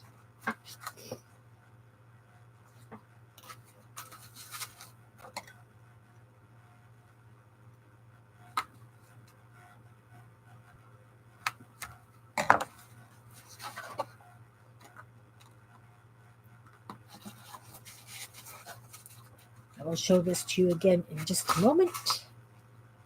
We'll hold it up.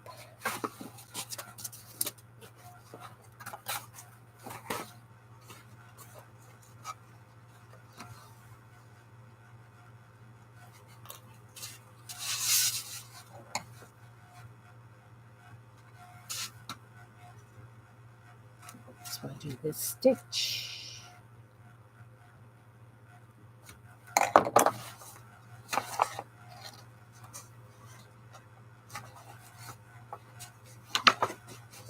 This stuff is just about dry now. It's still kind of flexible. Well, no, it's not. It felt flexible. The edges are still flexible. That stuff's pretty solid. All right.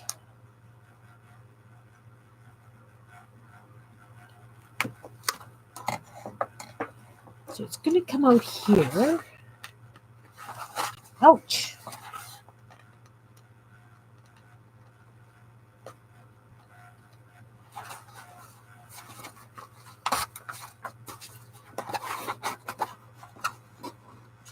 Come out there and go like that. Oh my.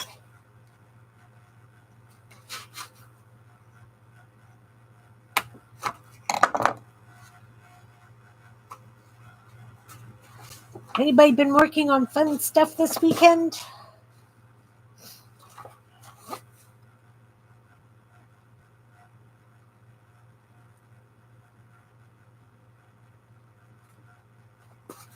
Now I'm going to go down the trunk.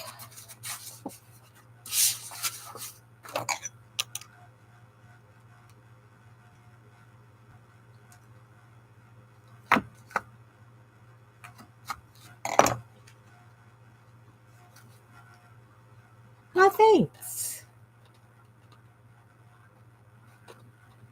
I think if I'd have used embroidery floss, 2 strands of black, 2 strands of, or a strand of white, strand of brown, it would have been really interesting looking too.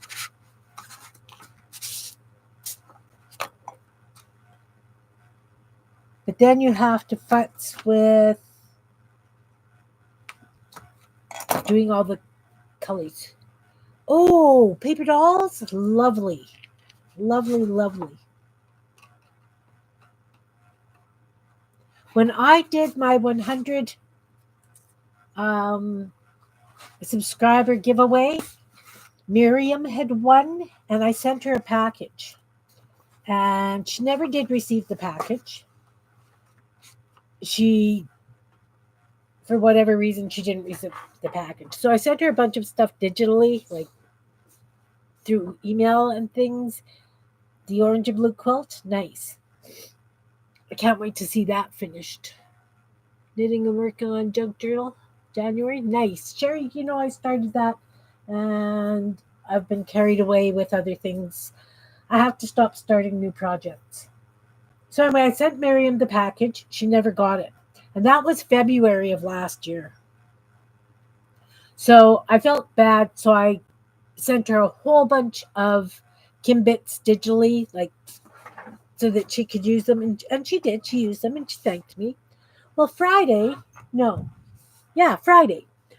goes to the mail and comes back with the package that I had mailed Miriam a year ago. Hi, Hawaii. So I quickly sent Miriam a message and showed her pictures of the package that was returned to me a year later, almost a full year later, guys. So what I did then was I opened up the package and I scanned in everything that I sent her. And I had sent her these 2 paper dolls. So these are 2 you guys probably haven't seen.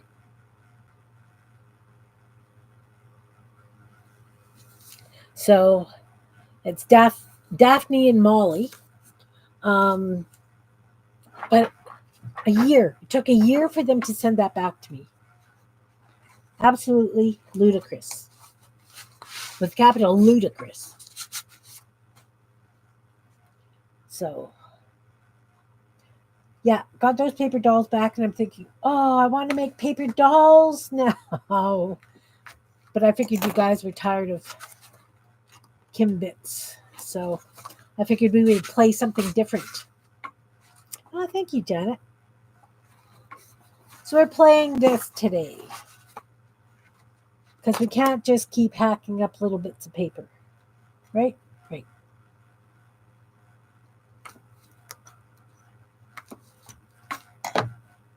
Thanks. So yeah, I sent her some paper dolls and some fish. A couple of cards, like tags and cards.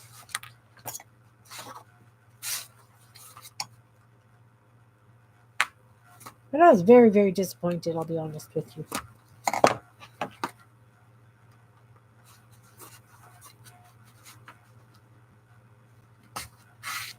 You're interested in this? Awesome. That's awesome.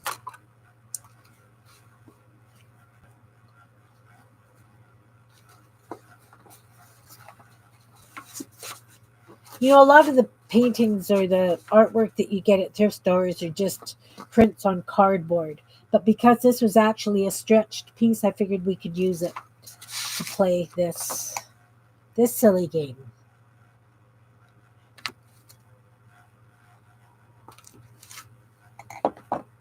It looks like there's like roots going this way, so we'll do that and then tie this one off and get a new strand. Yeah, a whole year.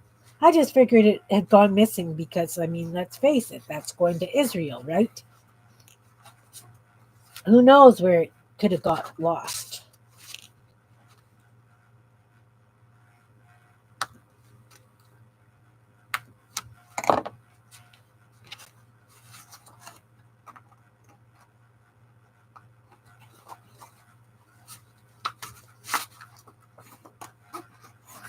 So anyway, Miriam's happy that I sent her the digitals of this stuff. And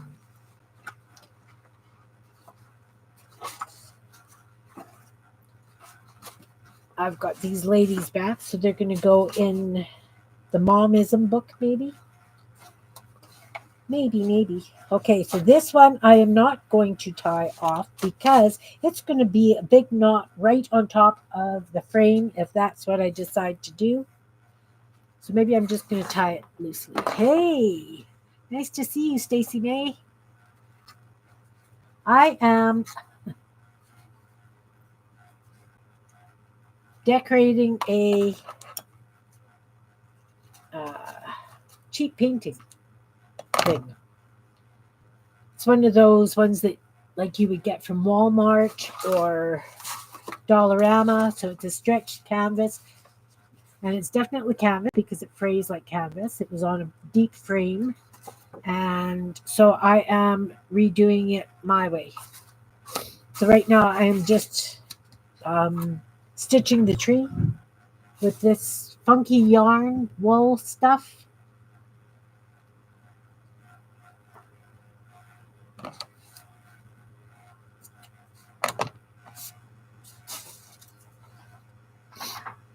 I took it off the frame because I wanted to stitch all the way to the edges, and you can't do that when it's on the thing. So my plan was I put a few layers of paper down, like thick cardstock, etc., because I wanted the tree to be kind of puffy. But the yarn I'm using is still deeper than the paper. So I am going to put some cardboard on and redo the paper, but I figured I would get the tree embroidered before I did that. So I have no idea what kind of yarn this is. This came from my girlfriend's mother when she went into a nursing home. I got a bag of yarn, and it didn't have its band on it, so I don't know if it's wool. I don't know, whatever. It's a very, very loose twist, like so it, but it gives a nice effect. I really like the effect with the blue and white and browns.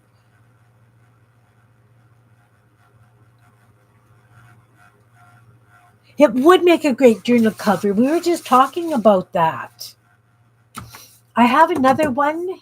It was like because there were two that kind of matched the rainy scene and the umbrella.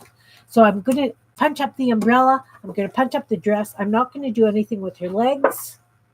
I'm hoping to do these leaves, the rest of the tree, and maybe the lamp posts, and then I will maybe repaint the background depending on how much glue I get on it. Sorry, just moving my footstool.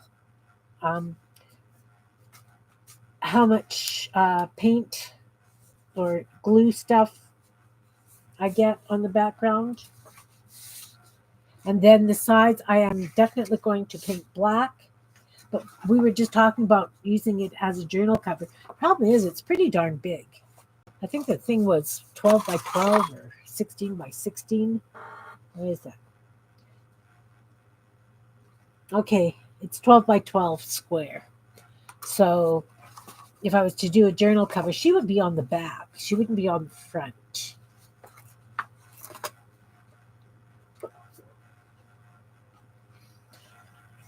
Okay, so where am I going to start? I think I am going to start here and come down, work my way up, and then these branches. So I'm going to start here. And I'm using my punch because it's really hard to poke the needle through this plastic stuff.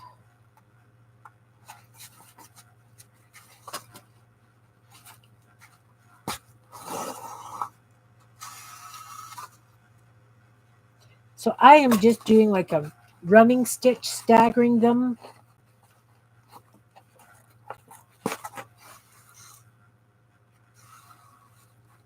Like a staggered running stitch.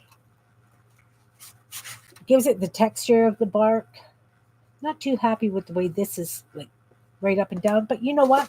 By the time I'm done, it's you're not going to notice it.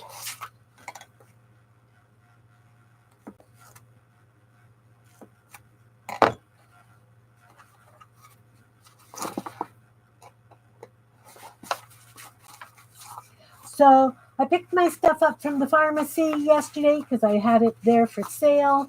Didn't sell a blessed thing, which is okay. I'm really glad that I didn't go crazy and make all those things that I had planned on making. But that's totally fine. I did make some scrubbies, but my kids will be glad to get some new scrubbies. I didn't make any dishcloths.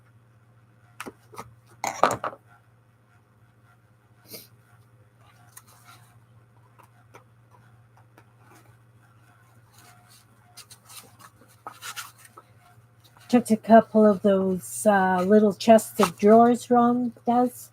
These ones were out of just natural wood, but because one of them was made out of cherry wood, the other one was laminated. I think it was a pine and walnut, maybe. Anyway, it's a dark light wood striped. They're beautiful. Oh, you know what? Well, also have to consider it's a pharmacy. So people go to the pharmacy because they need medication. By the time they pay for their medication, they don't have money to spend on stuff. As I said, I was more wanting to make sure that people remembered that I'm around, because I used to do the farmers market in that town. And, so this way, if they still want something, they know that I still have stuff.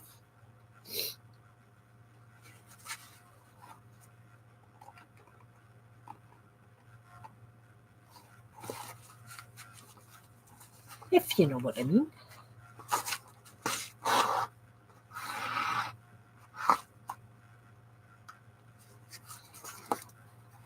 I was just hoping more to get rid of a lot of it.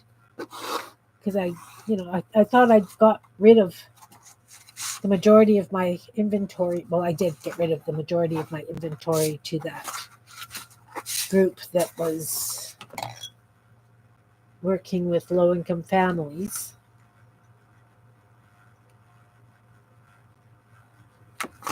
So I'm trying not to have my stitches even end and match the way the first ones did. I've got a bit of a gaps in places. I'm okay with that.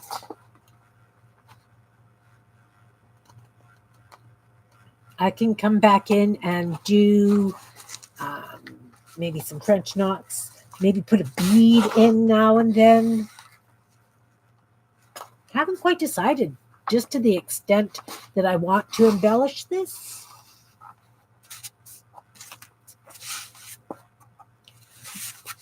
I'm just considering it play.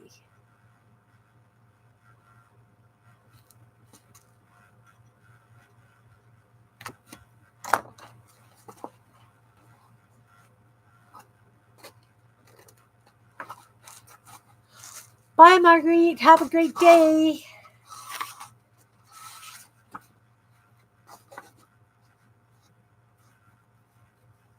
Thanks for coming. I appreciate you being here.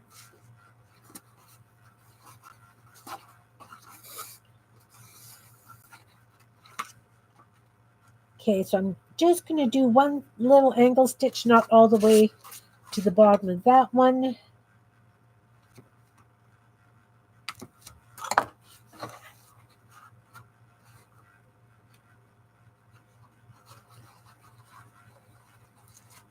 Your daughter bought a painted canvas at Goodwill?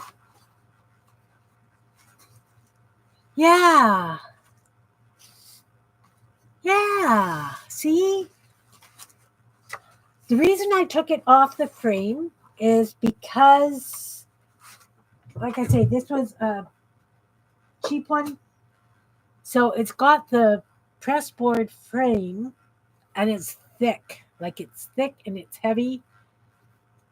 I had to cut it because the staples are all different sizes and they obviously used an air nailer. I couldn't get underneath them to pull them. But because I want the stitching to go all the way to the edge, um, I couldn't get the needle to go. You know what I mean? Especially if I have to pre-punch the holes. So I figured taking it off the frame certainly wasn't going to hurt anything. Yeah, exactly, Belinda. So they know I'm still around. They know how to reach me if they want anything.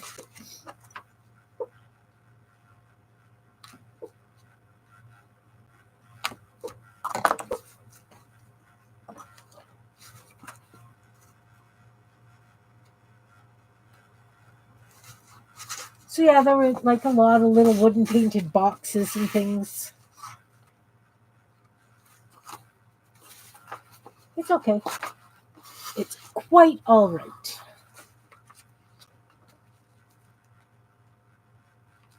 Oh, very close. Ew, see, I got matching hole there. Don't like that.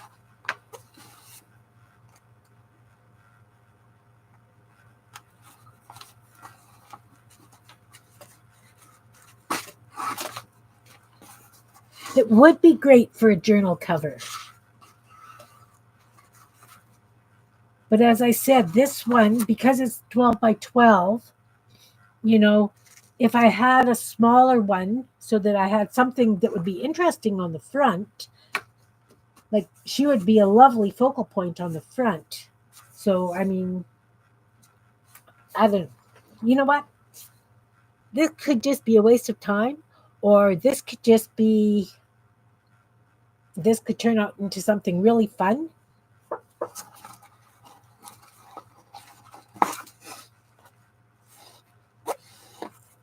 I haven't done mixed media really before. Like I say, I've done some embroidery and some beadwork.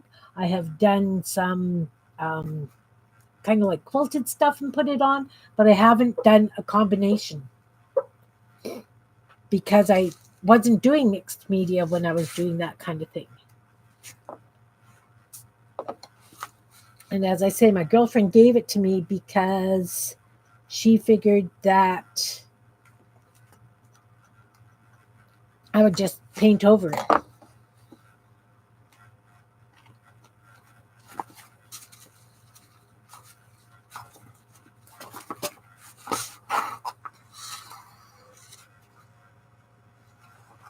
And again, like I say, I'm just long stitches, short stitches, varying things so that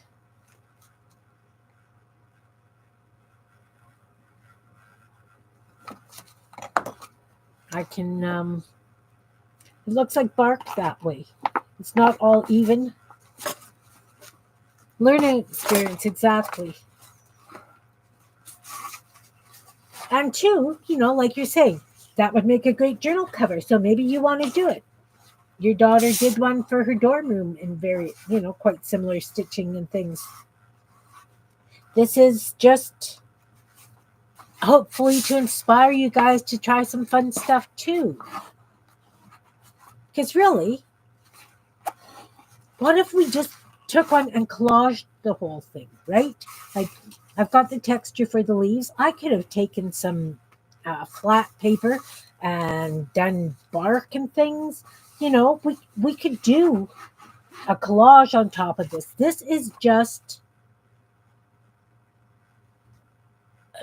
what is this? Yeah, I could split it and swap sides. That's true that if I split it and swap sides, then I could have a spine with an interesting, I could even use something like that for the spine. I don't know. It's a starting point, exactly. And you've got a pattern to follow.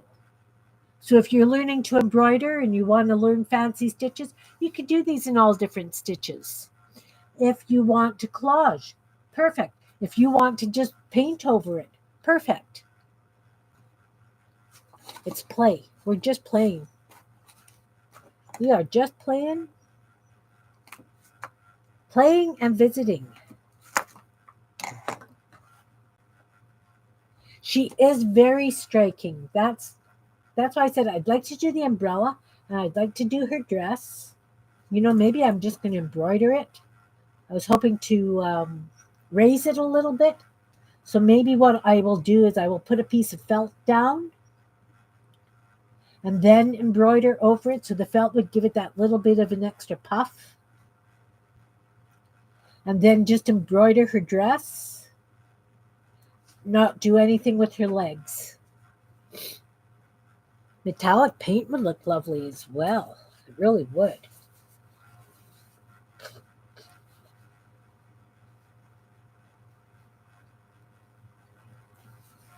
It would.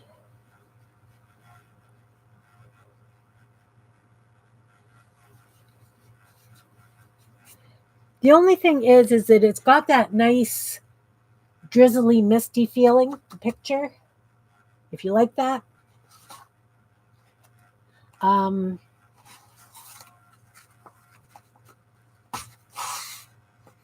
don't know if you would want to keep that, or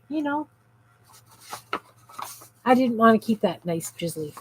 Oh yeah, fabric, definitely. Fabric could be gathered. You're right.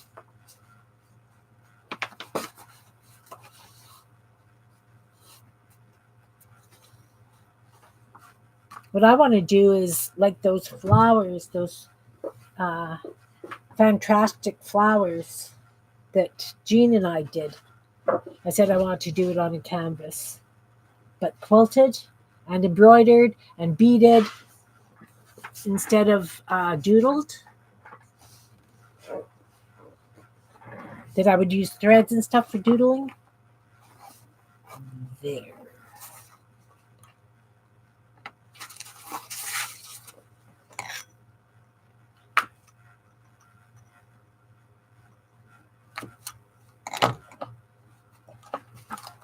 See, we've got so many toys, guys. We could use so many different things in this.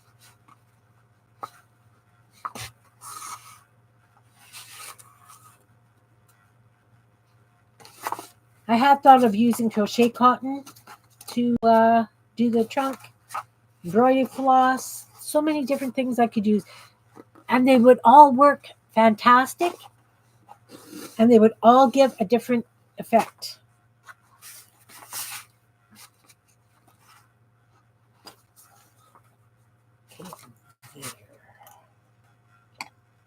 So that would go from here to there.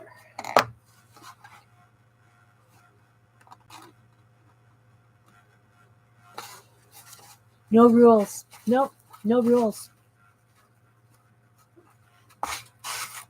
I mean, with this yarn, I could have done satin stitch back and forth all the way up. It would have looked almost like a poplar tree, poplar branches then.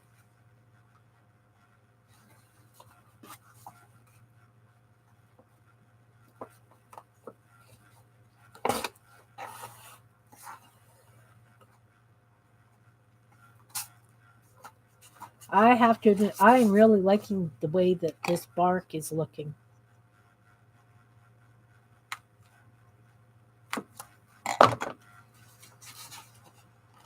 I'll hold it up again in just a minute to show you guys. I said that and didn't do it, right? Okay. After this stitch, I will definitely hold it up and show you how our tree is looking.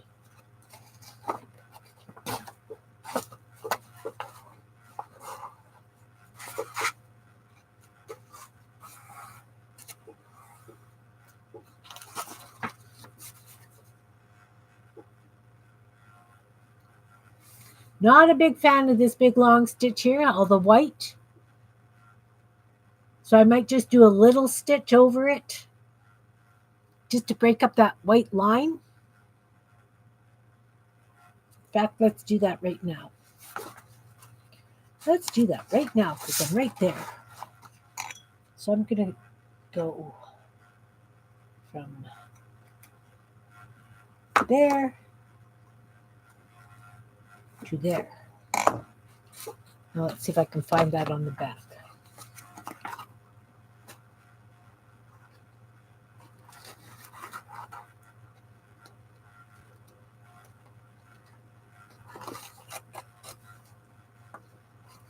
Okay, from there.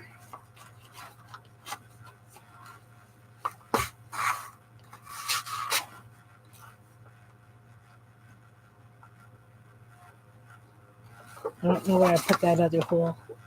It's in here someplace.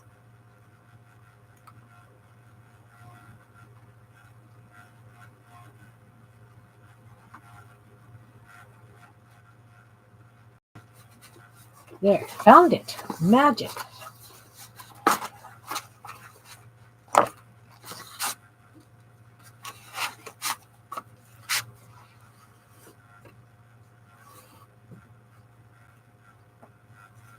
There, that broke it up, and now I like it.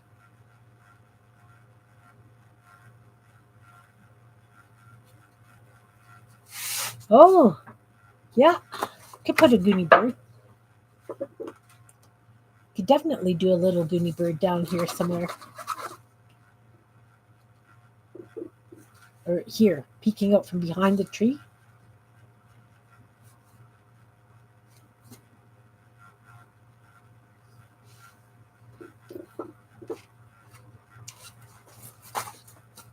Okay, so we're up here somewhere. Let's do this. Let's do it from here. We'll put it on the thing from there. And we're going to go to here.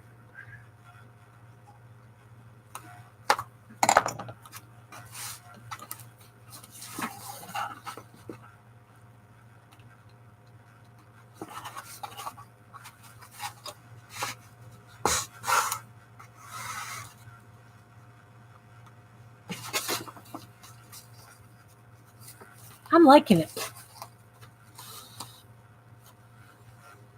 So yeah, all these bushes down here, maybe if I put a Goonie bird down here and then did the bushes around him, but it's got to be background, so it's got to be very, very flat because the tree is in the foreground. I could always paint it, put the Goonie bird down and then paint around him, the bushes.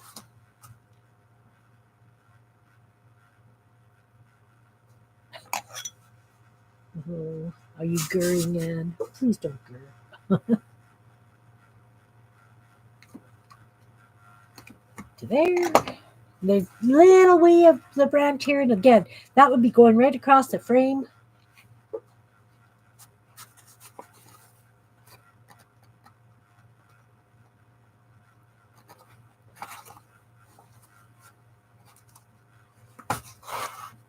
Have you seen the purses people have been making out of these painted things? Or a chicken. Yeah, a chicken could be fun. Let's just stop trying to stab yourself. Then there's just a little wee one up here.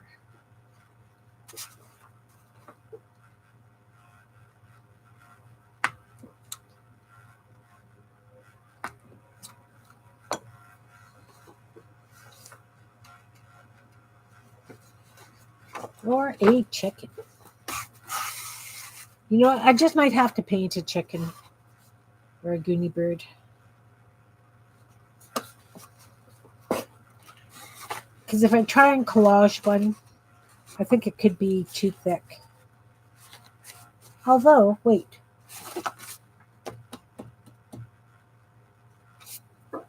If I did that, okay, how many layers do you have? 1, 2. You only have 2 layers. If I could do a Goonie bird with 2 layers, it's still well below the tree.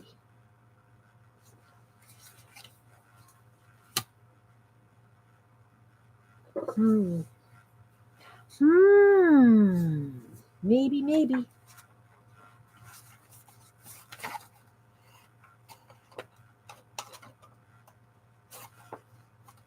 Okay, so now I'm going to cheat. Yeah, they do purses out of it. They do. So this would be like the front piece of the purse. And then they would sew, or okay, this would be the front piece of the purse. This would be sewn across the back. This would be like the flap over. So they would cut it and sew it so it was backwards, you know, almost like an envelope purse. We fell. Oh, good. No, that's horrible. Can't take care of. She says, nope, nope. Oh, sending very good vibes. Very good vibes. How bruised is she?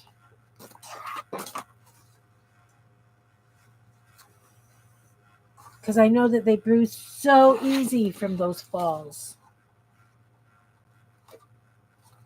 I'm going to go to there. So I just wove it under.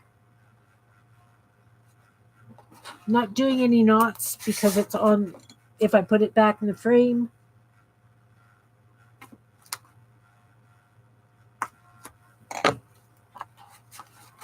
I'm sorry. That's rough. I'm sure.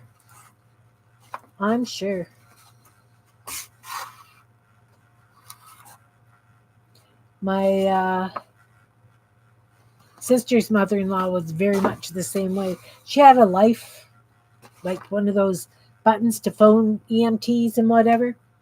She fell because she had to go to the bathroom. She fell on the way to the bathroom and ended up crawling to the bathroom with a broken wrist and a broken hip. Didn't press her medical alert button. Phoned her son to come and get her. Didn't want to go to the hospital, but he insisted. Like, if you're going to phone me, then, you know, you're going.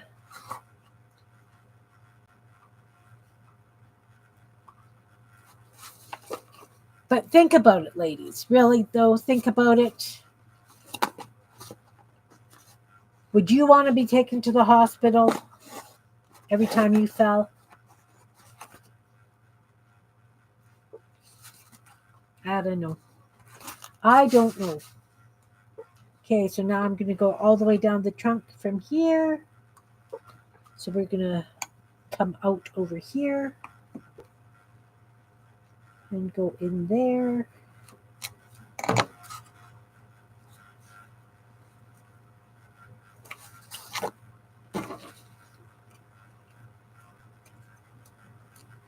How's her balance? Like, I mean, is she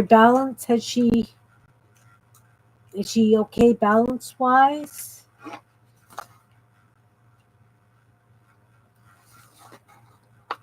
Thought I did a hole.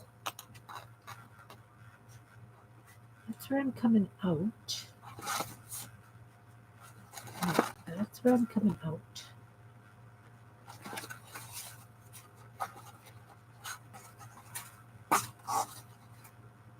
Your doctor to see why you have been falling? Yeah.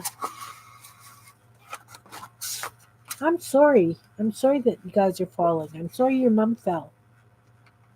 It's so hard.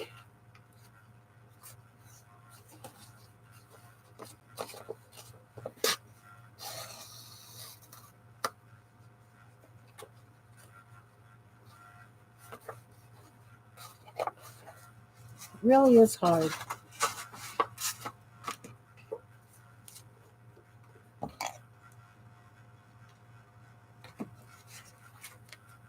And we're going to go all the way to there.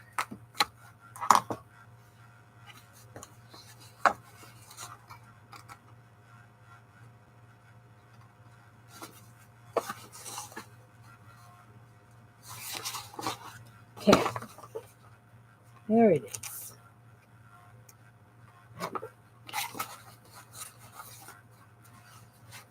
Ah. It is very scary.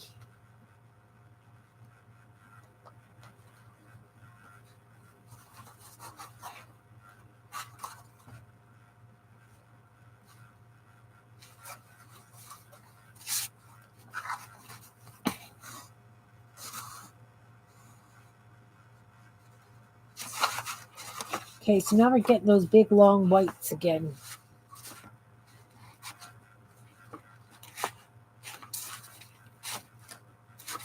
I guess it's coming untwisted is what's happening. Let's give it a twist. Let's twist it.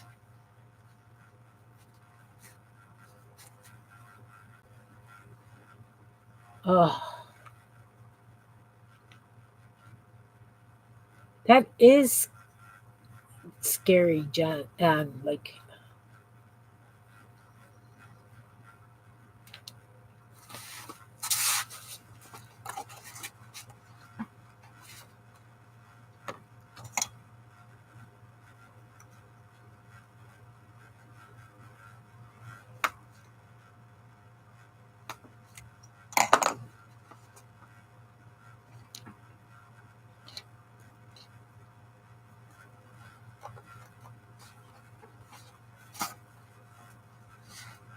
breaking. She was getting constipated. UTI, yeah, yeah. UTIs. But I mean, we're supposed to drink an awful lot of water, right? As we get older to prevent the UTIs. But when you've got a fear of falling, you don't want to be getting up and going to the bathroom every 10 minutes either, right?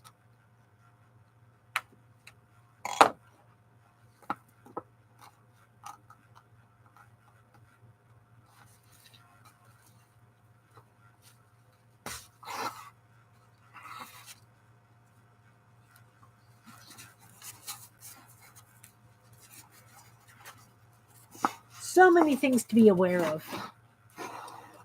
Our house, I fell in love with our house because my bathroom is in two different sections. You walk into the bathroom and there's like the linen closet and the sink, and then there's another door and it just holds the bathtub and the toilet. So if Ron or I fell in there, there's no way we could have somebody get to us because the door opened in and we would definitely be blocking the door. So Ron's been doing some renovations. So I got him to change the door around for that reason. Late 90s, over 100, kept sneaking in the vitamins to preserve her sight. She's 100. Good for her. Good for her, Anne. Oh, for a thing about UTI? There are. I don't know if we've got them here, though, Anne. I don't know. Barn door for that reason? Good idea.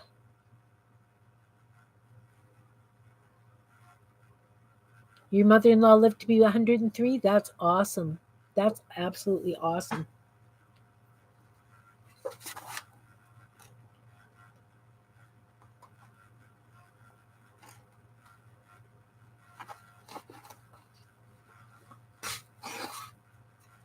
They're looking everywhere.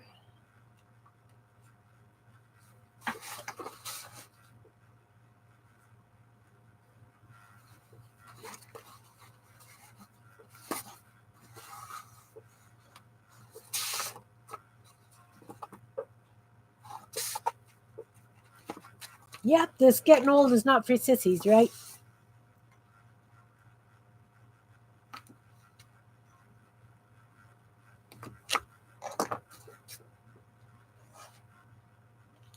It is sounds like a good doctor.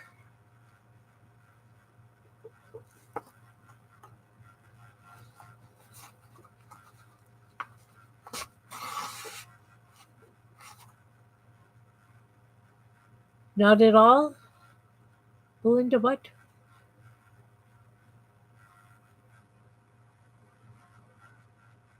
Right. Excited and tired? That could be. That could be. Us getting older. Yeah, no. It's better than seeing the grass from the dark side, though. I like green grass.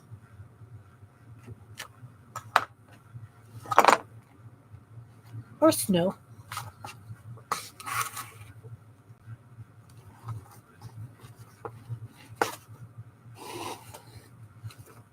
Okay, so now I'm going to go back up to the crotch in the tree there. Guess this needs one more stitch, though.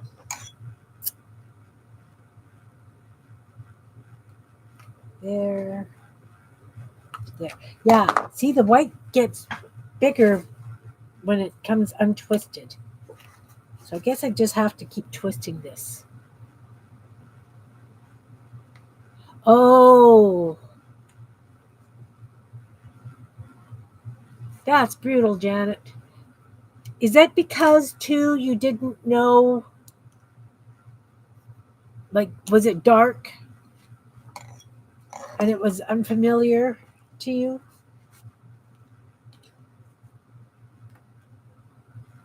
That's what my grandfather,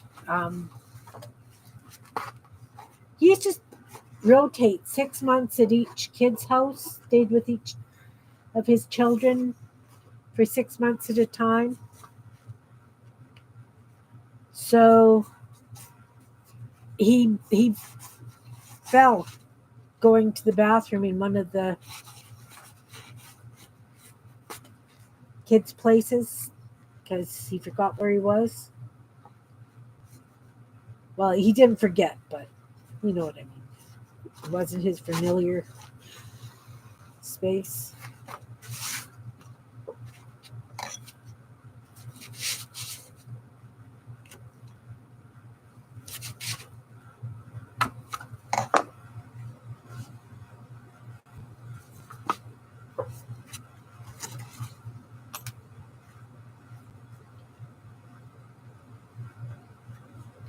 Well, I hope you manage to make it to your brother's place again because, seriously, that town is only 10 minutes from where I am.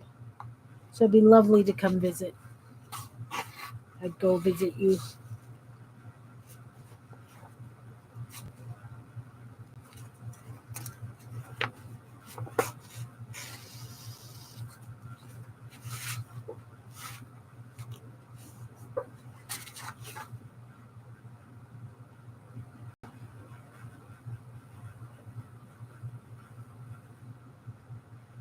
No, definitely not a good way to start a visit.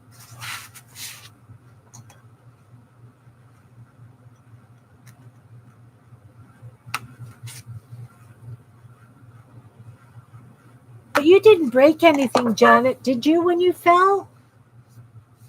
I hope.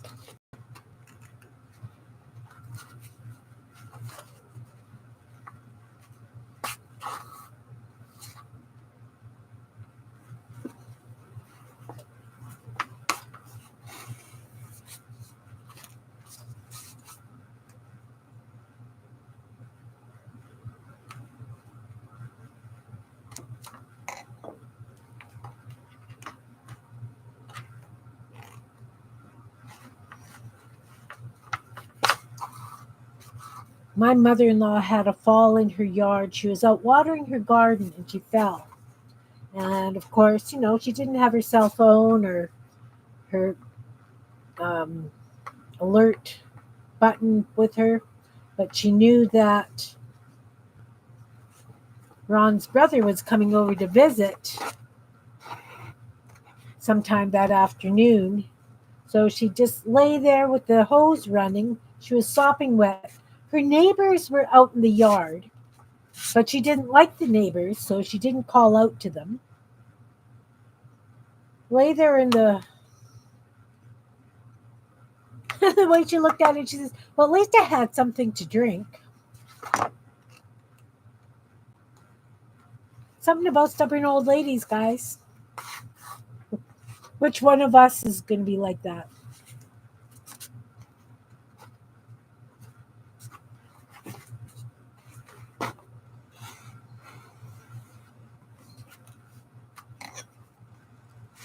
Wow. We're not even halfway done this tree. So what I'm going to do is I'm going to finish this bit of yarn and I'm going to go back to working on this. Oh my goodness, it's almost been 3 hours already.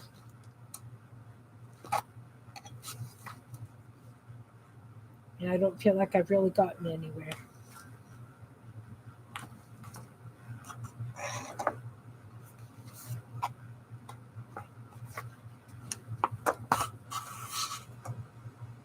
You hit your...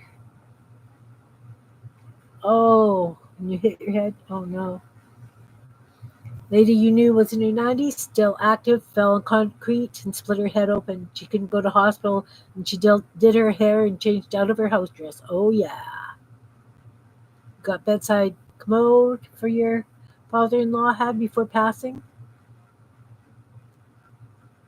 She can turn enough to get on it. No.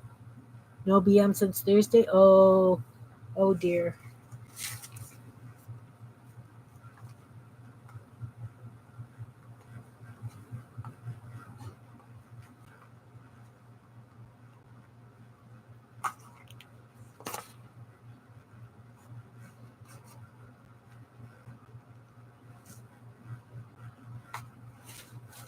Didn't touch those holes. No wonder.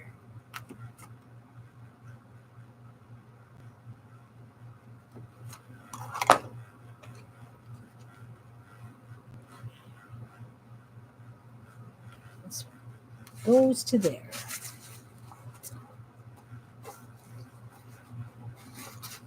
Yeah, sending you lots of positive thoughts, Brenda. Lots of positive thoughts.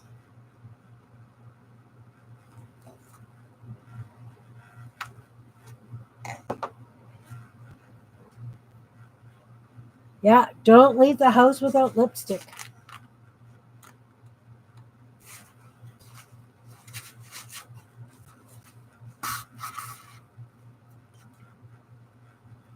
And fully dressed, right?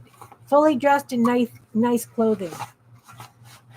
Heaven forbid that somebody should see you in your pajamas.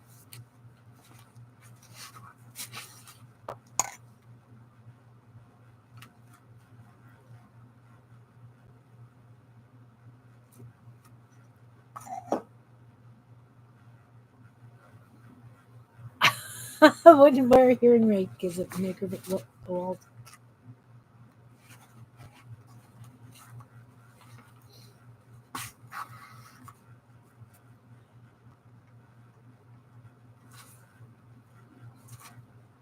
Yeah, I could see my nan being like that. Very set in their own ways, right?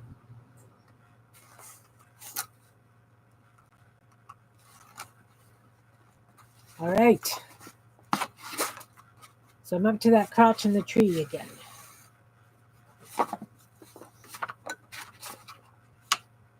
So it's definitely looking interesting. But I so want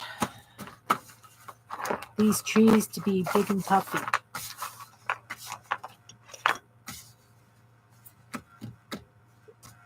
So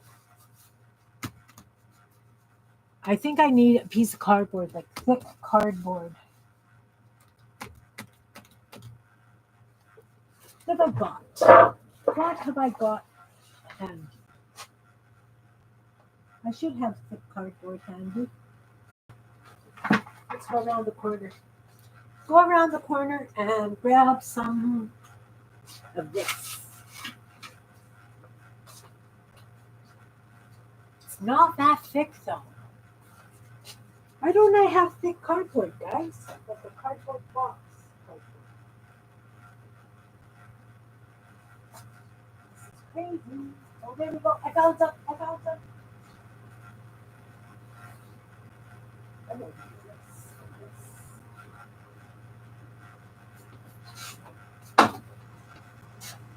So, of course, now I can't tear it.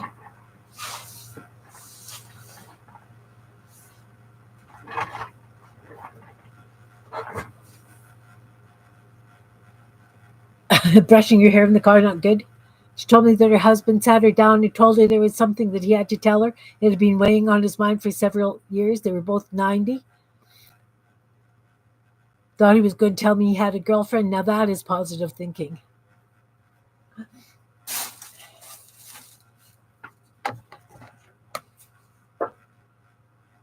Yeah, what did he say? What did he say?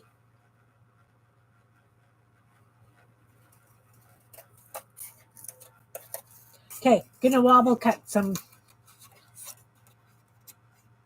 cardboard.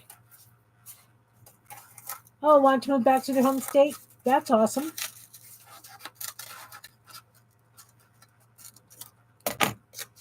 I'm going to glue that there. Oh, much better. Look, look, look, look. Much better. Much better.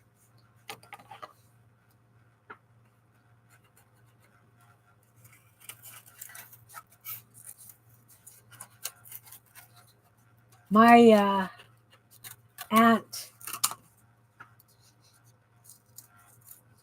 for her 79th birthday, somebody gave her a condom. She thought it was the greatest thing in the world.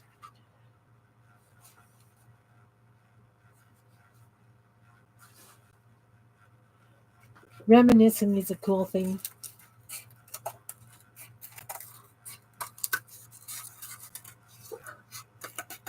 And this great aunt said, I really envy your generation because if I'd have known that you didn't get pregnant from kissing, I sure would have done a whole lot more of it.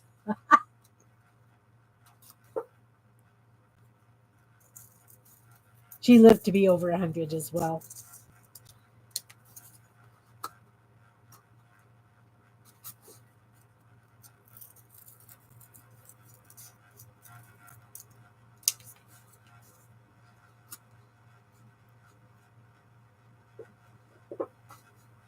I'm thinking that's the way to go. I'm doing just blobs of thick cardboard. I'll glue it down and then maybe put another little layer on top.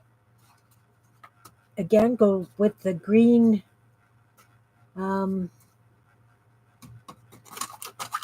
tissue paper. It's definitely higher than that now. I'm liking it. See? You guys should have said, go get some thick cardboard, Kim.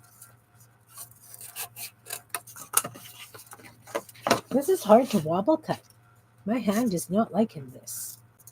Maybe that's why I didn't want to do it.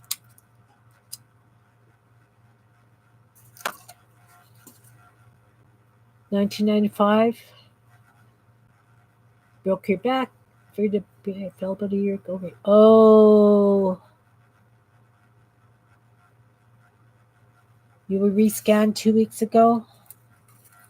I hope you didn't do damage, Brenda.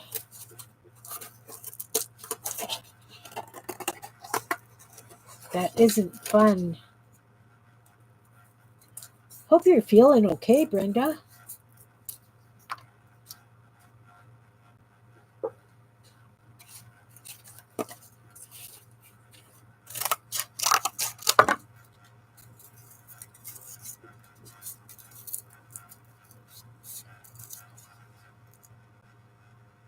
Out before I glue them down? What?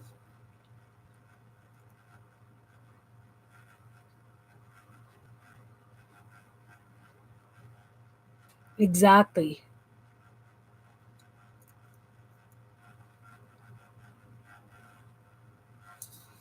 Yeah, I can't.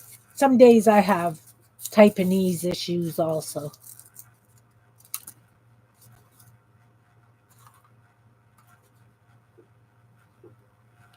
So what were you saying before I glue them down, Stacy?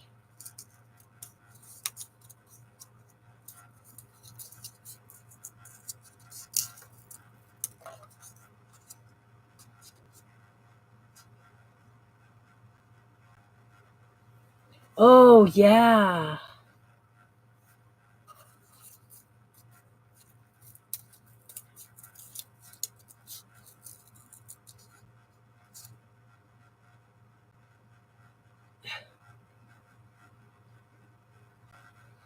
Well, Brenda, I hope that you had a relaxing time here and know that we're thinking about you, and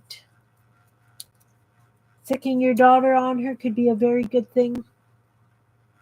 Take care, hun. Stacy, what were you saying? Something about before I glue them down?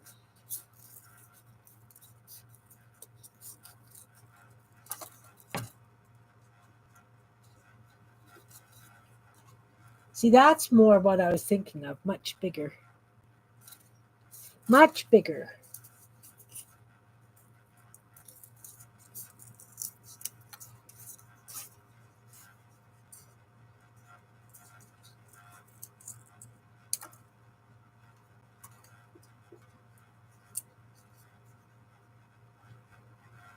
Right. Good idea. Tissue on it and then around the edges. For sure. For sure.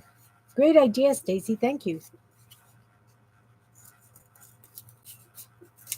Since I'm going to go, whoa, it's alive, it's alive. I want to go 2, maybe 3 layers in some places.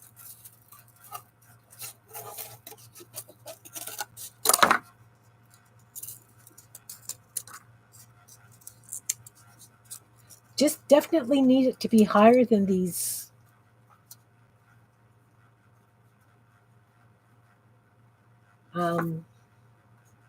branches.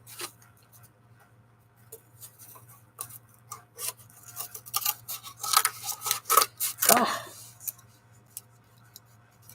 crazy big.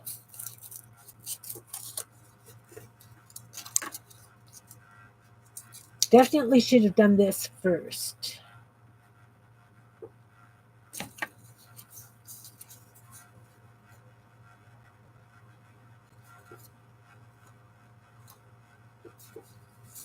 Definitely. Okay, so I'm going to do this, glue them down. I'll do a couple of them while you guys are still here. Then I am going to call it a day.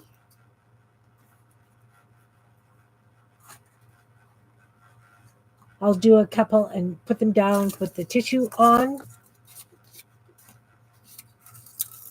and then I will continue playing. And I will post it however far I get on Meet Your Creativity.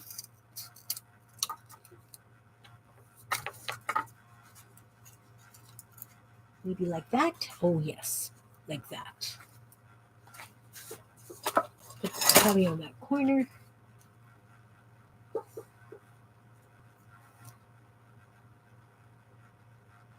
Okay, so I don't know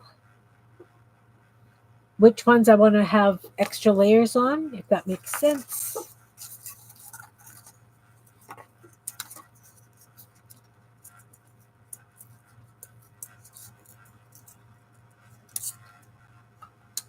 How about something like that? Okay, let's glue this one down and put tissue on it. Show us all the stages. Okay. Well, we're going to start by gluing this down. Come on, glue. Oh, please don't do this. Here we go.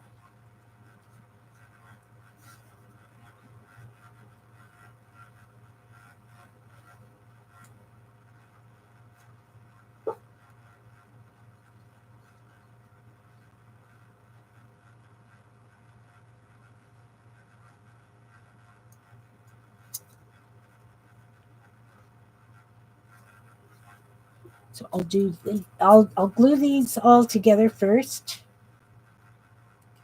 because this glue is going to need to dry. Like I say, I'm not sure which ones are going to get 2 or 3 levels, but the ones that I have done now, I will.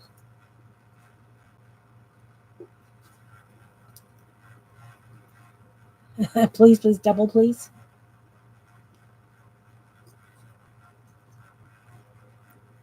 Okay, so we got that one.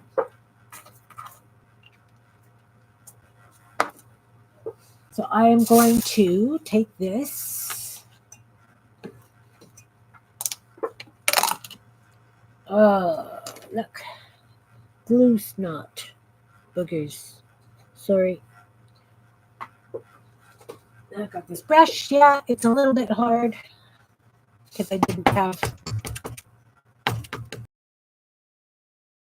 put it in. You're the one on the other. So I'm going to take some of this, rip off some pieces. Couldn't mock. What's happening? Brenda? Oh no.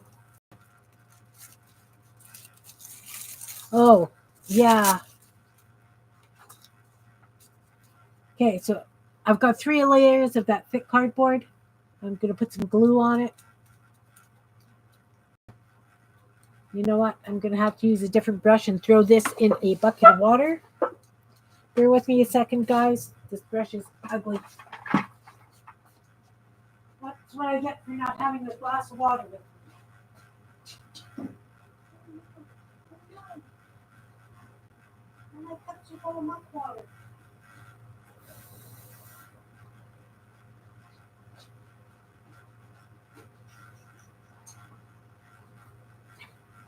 I have a collection of muck water glasses on my bathroom counter because I'm doing those scraps. Okay, so we're going to get a lot of glue on here.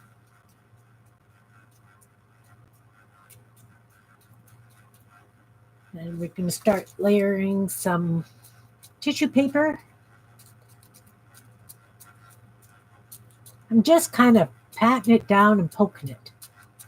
Pat and poke.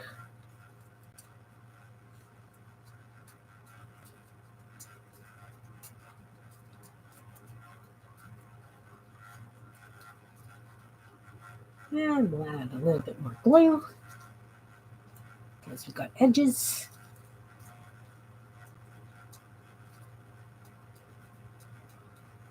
So definitely these are not going to be embroidered and beaded unless I do felt. No, we're not going to do that. No.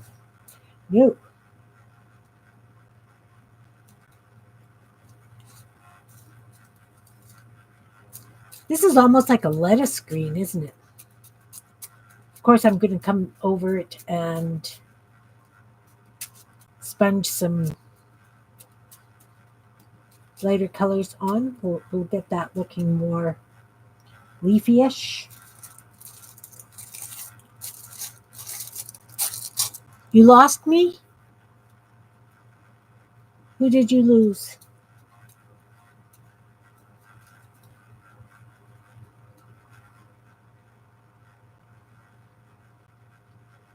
Pat and poke? Yes.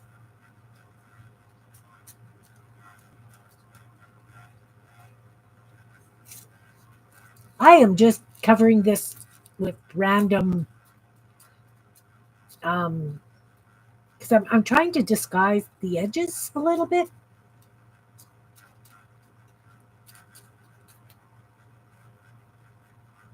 So what I'm going to do is I've got these lovely bits hanging over. We're going to put glue down on this corner.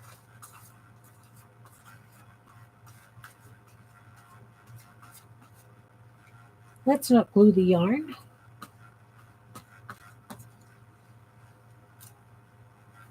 And I want it here. Oh, I didn't put glue on the... Oh, yeah, I did. There's glue underneath. But I don't want to go over the edge.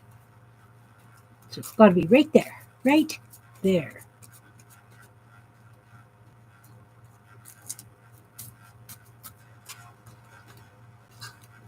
So I'm going to layer some more tissue paper to hold it down, because I'm going to be using the tissue paper to anchor it.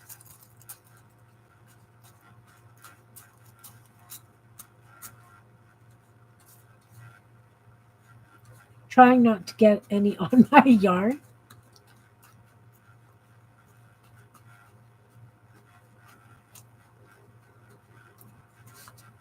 tissue paper is coming off the top, but that's okay. We can put more on.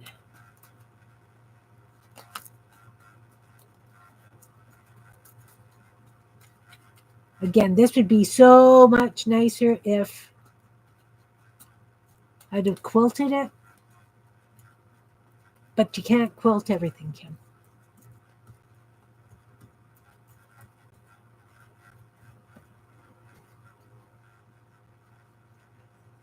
So what I'm going to do with that is I am going to put a clamp on it to hold it down.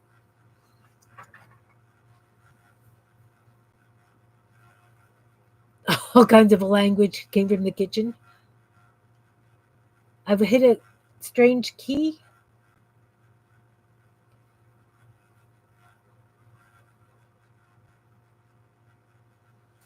You can't. Am I not here anymore, guys?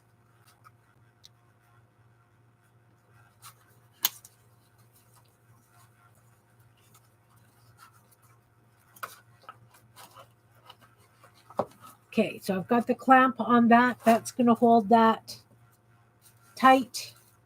I'm still here? Okay. Okay. So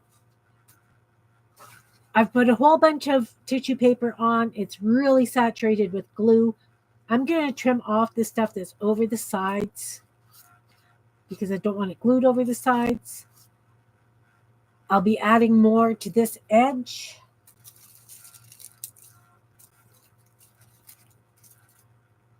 Because as I say, this tissue paper is going to be what I'm anchoring it with. So it's going to need a few layers.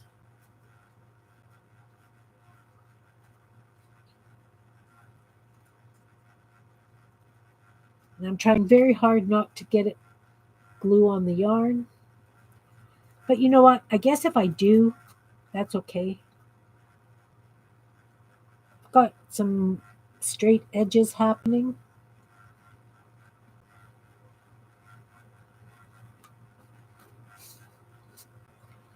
So to get rid of straight edges, what I'm going to do is I'm going to take some tissue paper and I'm going to do this kind of twisty with it. And I'm going to press it in and down. So it's got that little bit more of a step up, if you know what I mean.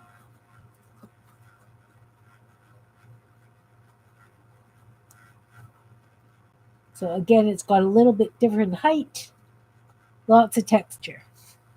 I wonder if I could hold that up and show you.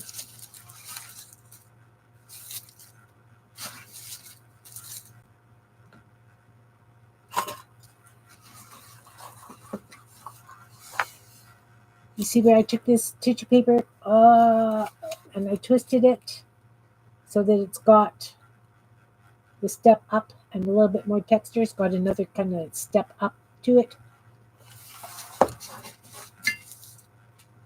Okay, I have to put another clamp on that side.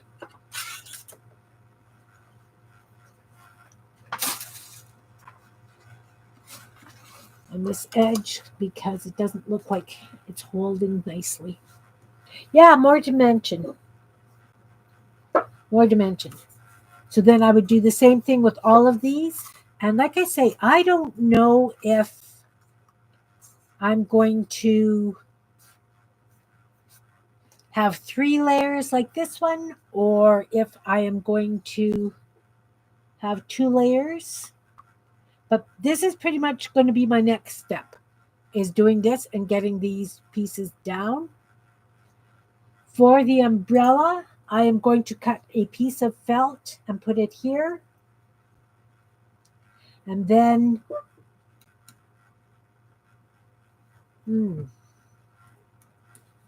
fabric, a piece of fabric. And I'm going to go around the umbrella and do it down. But the felt will give it that bit of dimension instead of using quilt cotton, quilt batting. So I will have to find a red piece of fabric. And then I will do like the umbrella stitching where it comes to the points. You know how I do the black lines when I do the paper umbrellas? I'm going to do that here. So And then for the skirt, I am going to get a piece of blue fabric and I'm going to gather it and then just add that. Again, maybe with some paper underneath it to give it a little bit of bulk. This is going to have to be higher than the skirt. And then I will leave it until next Sunday and we can do the next step. That way, you'll see what I'm doing. And that way, I might have a little bit more of a plan. So I'm going to get these trees papered and glued and the depth that I want on them, like the leaves. I still have this part of the trunk and branch to embroider to do. So I will do that as well. And the lady. And I will explain to you how I did the lady when I come back. But you guys all do hand stitching, so you'll know kind of what I did for her. But as I say, it's going to be a piece of felt with fabric over it. And I will do the hand stitching on it first before I put it down. Yeah. I'm going to hand stitch it before I even attach it. I'll just do like a running stitch around the edge to attach it when it's done. Maybe. Or a blanket stitch. I don't know. But this will be embroidered beforehand. And the skirt. And then, like I said, I haven't decided if I want to do the lampposts yet. I don't know what I want to do for the backing. And since I've already dragged you through this process and did it as I went, and those first leaves took a big part of time because I should have done the thick cardboard first. Learning experience, you know. So anyway, Brenda, you're at mom's. She's sleeping. Okay. Isn't she? After brain surgery and home about a week. You were vomiting and couldn't walk. Oh my goodness. Oh my goodness. Was it a concussion, Brenda?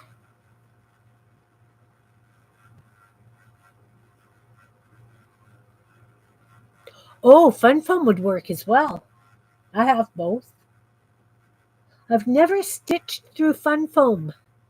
Has anybody stitched through Fun Foam?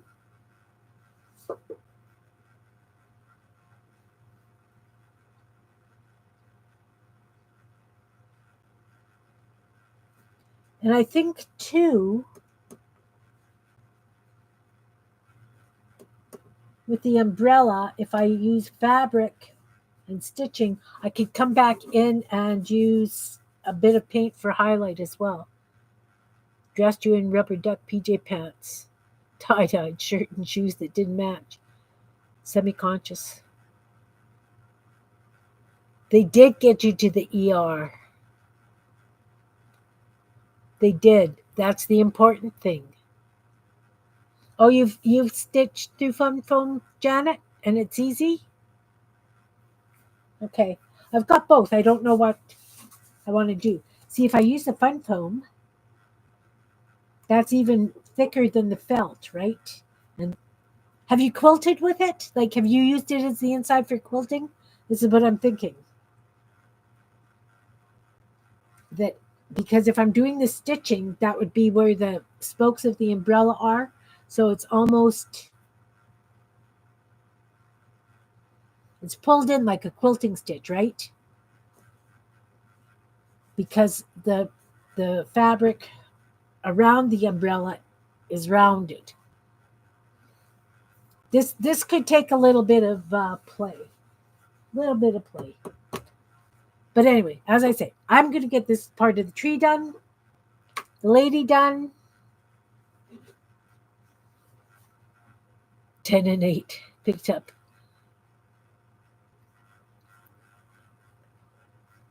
Oh, you were in the shower when you ended up on the floor? Oh, my goodness. No, just foam on foam? Okay.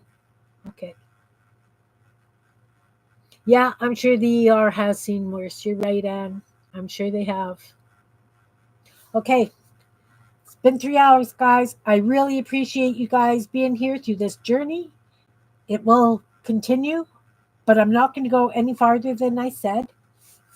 And this way, you can help me take a look at it and decide if I need to go further from there. Like on the leaves and things, I'm not going to paint them. I'm not going to do anything. We'll discuss it. Maybe we'll just add a bunch of bling. Maybe I have no idea. Painted, whatever. So thank you everybody for being here. I appreciate you for playing along and throwing out some ideas and listening to me blather. I will see you Tuesday. It's Twinchies on Tuesday because that's what we pulled for what we're doing this Tuesday. So the supply list is up on Meet Your Creativity and in my community tab here. Basically, you need 2-inch painted paper or something as a background, and we're just going to create art on 2-inch squares because that's what a Twinchie is, little individual pieces of art. So I will say goodbye. Thank you so much. Thank you, everybody in the balcony. Is it the balcony? Yes. Up in the balcony. Thank you. Anybody who comes and watches it as a replay, I will see you on Tuesday, going live at 12:45. You know what? Maybe we could do this next Friday, too, because Jean's not going to be here. So maybe we could work on it Friday and Sunday. Whatever. We'll figure it out. Take care, everybody. Thanks for coming. Talk to you all soon. Hugs to you all. Let's see if I can find my cursor. Bye, guys.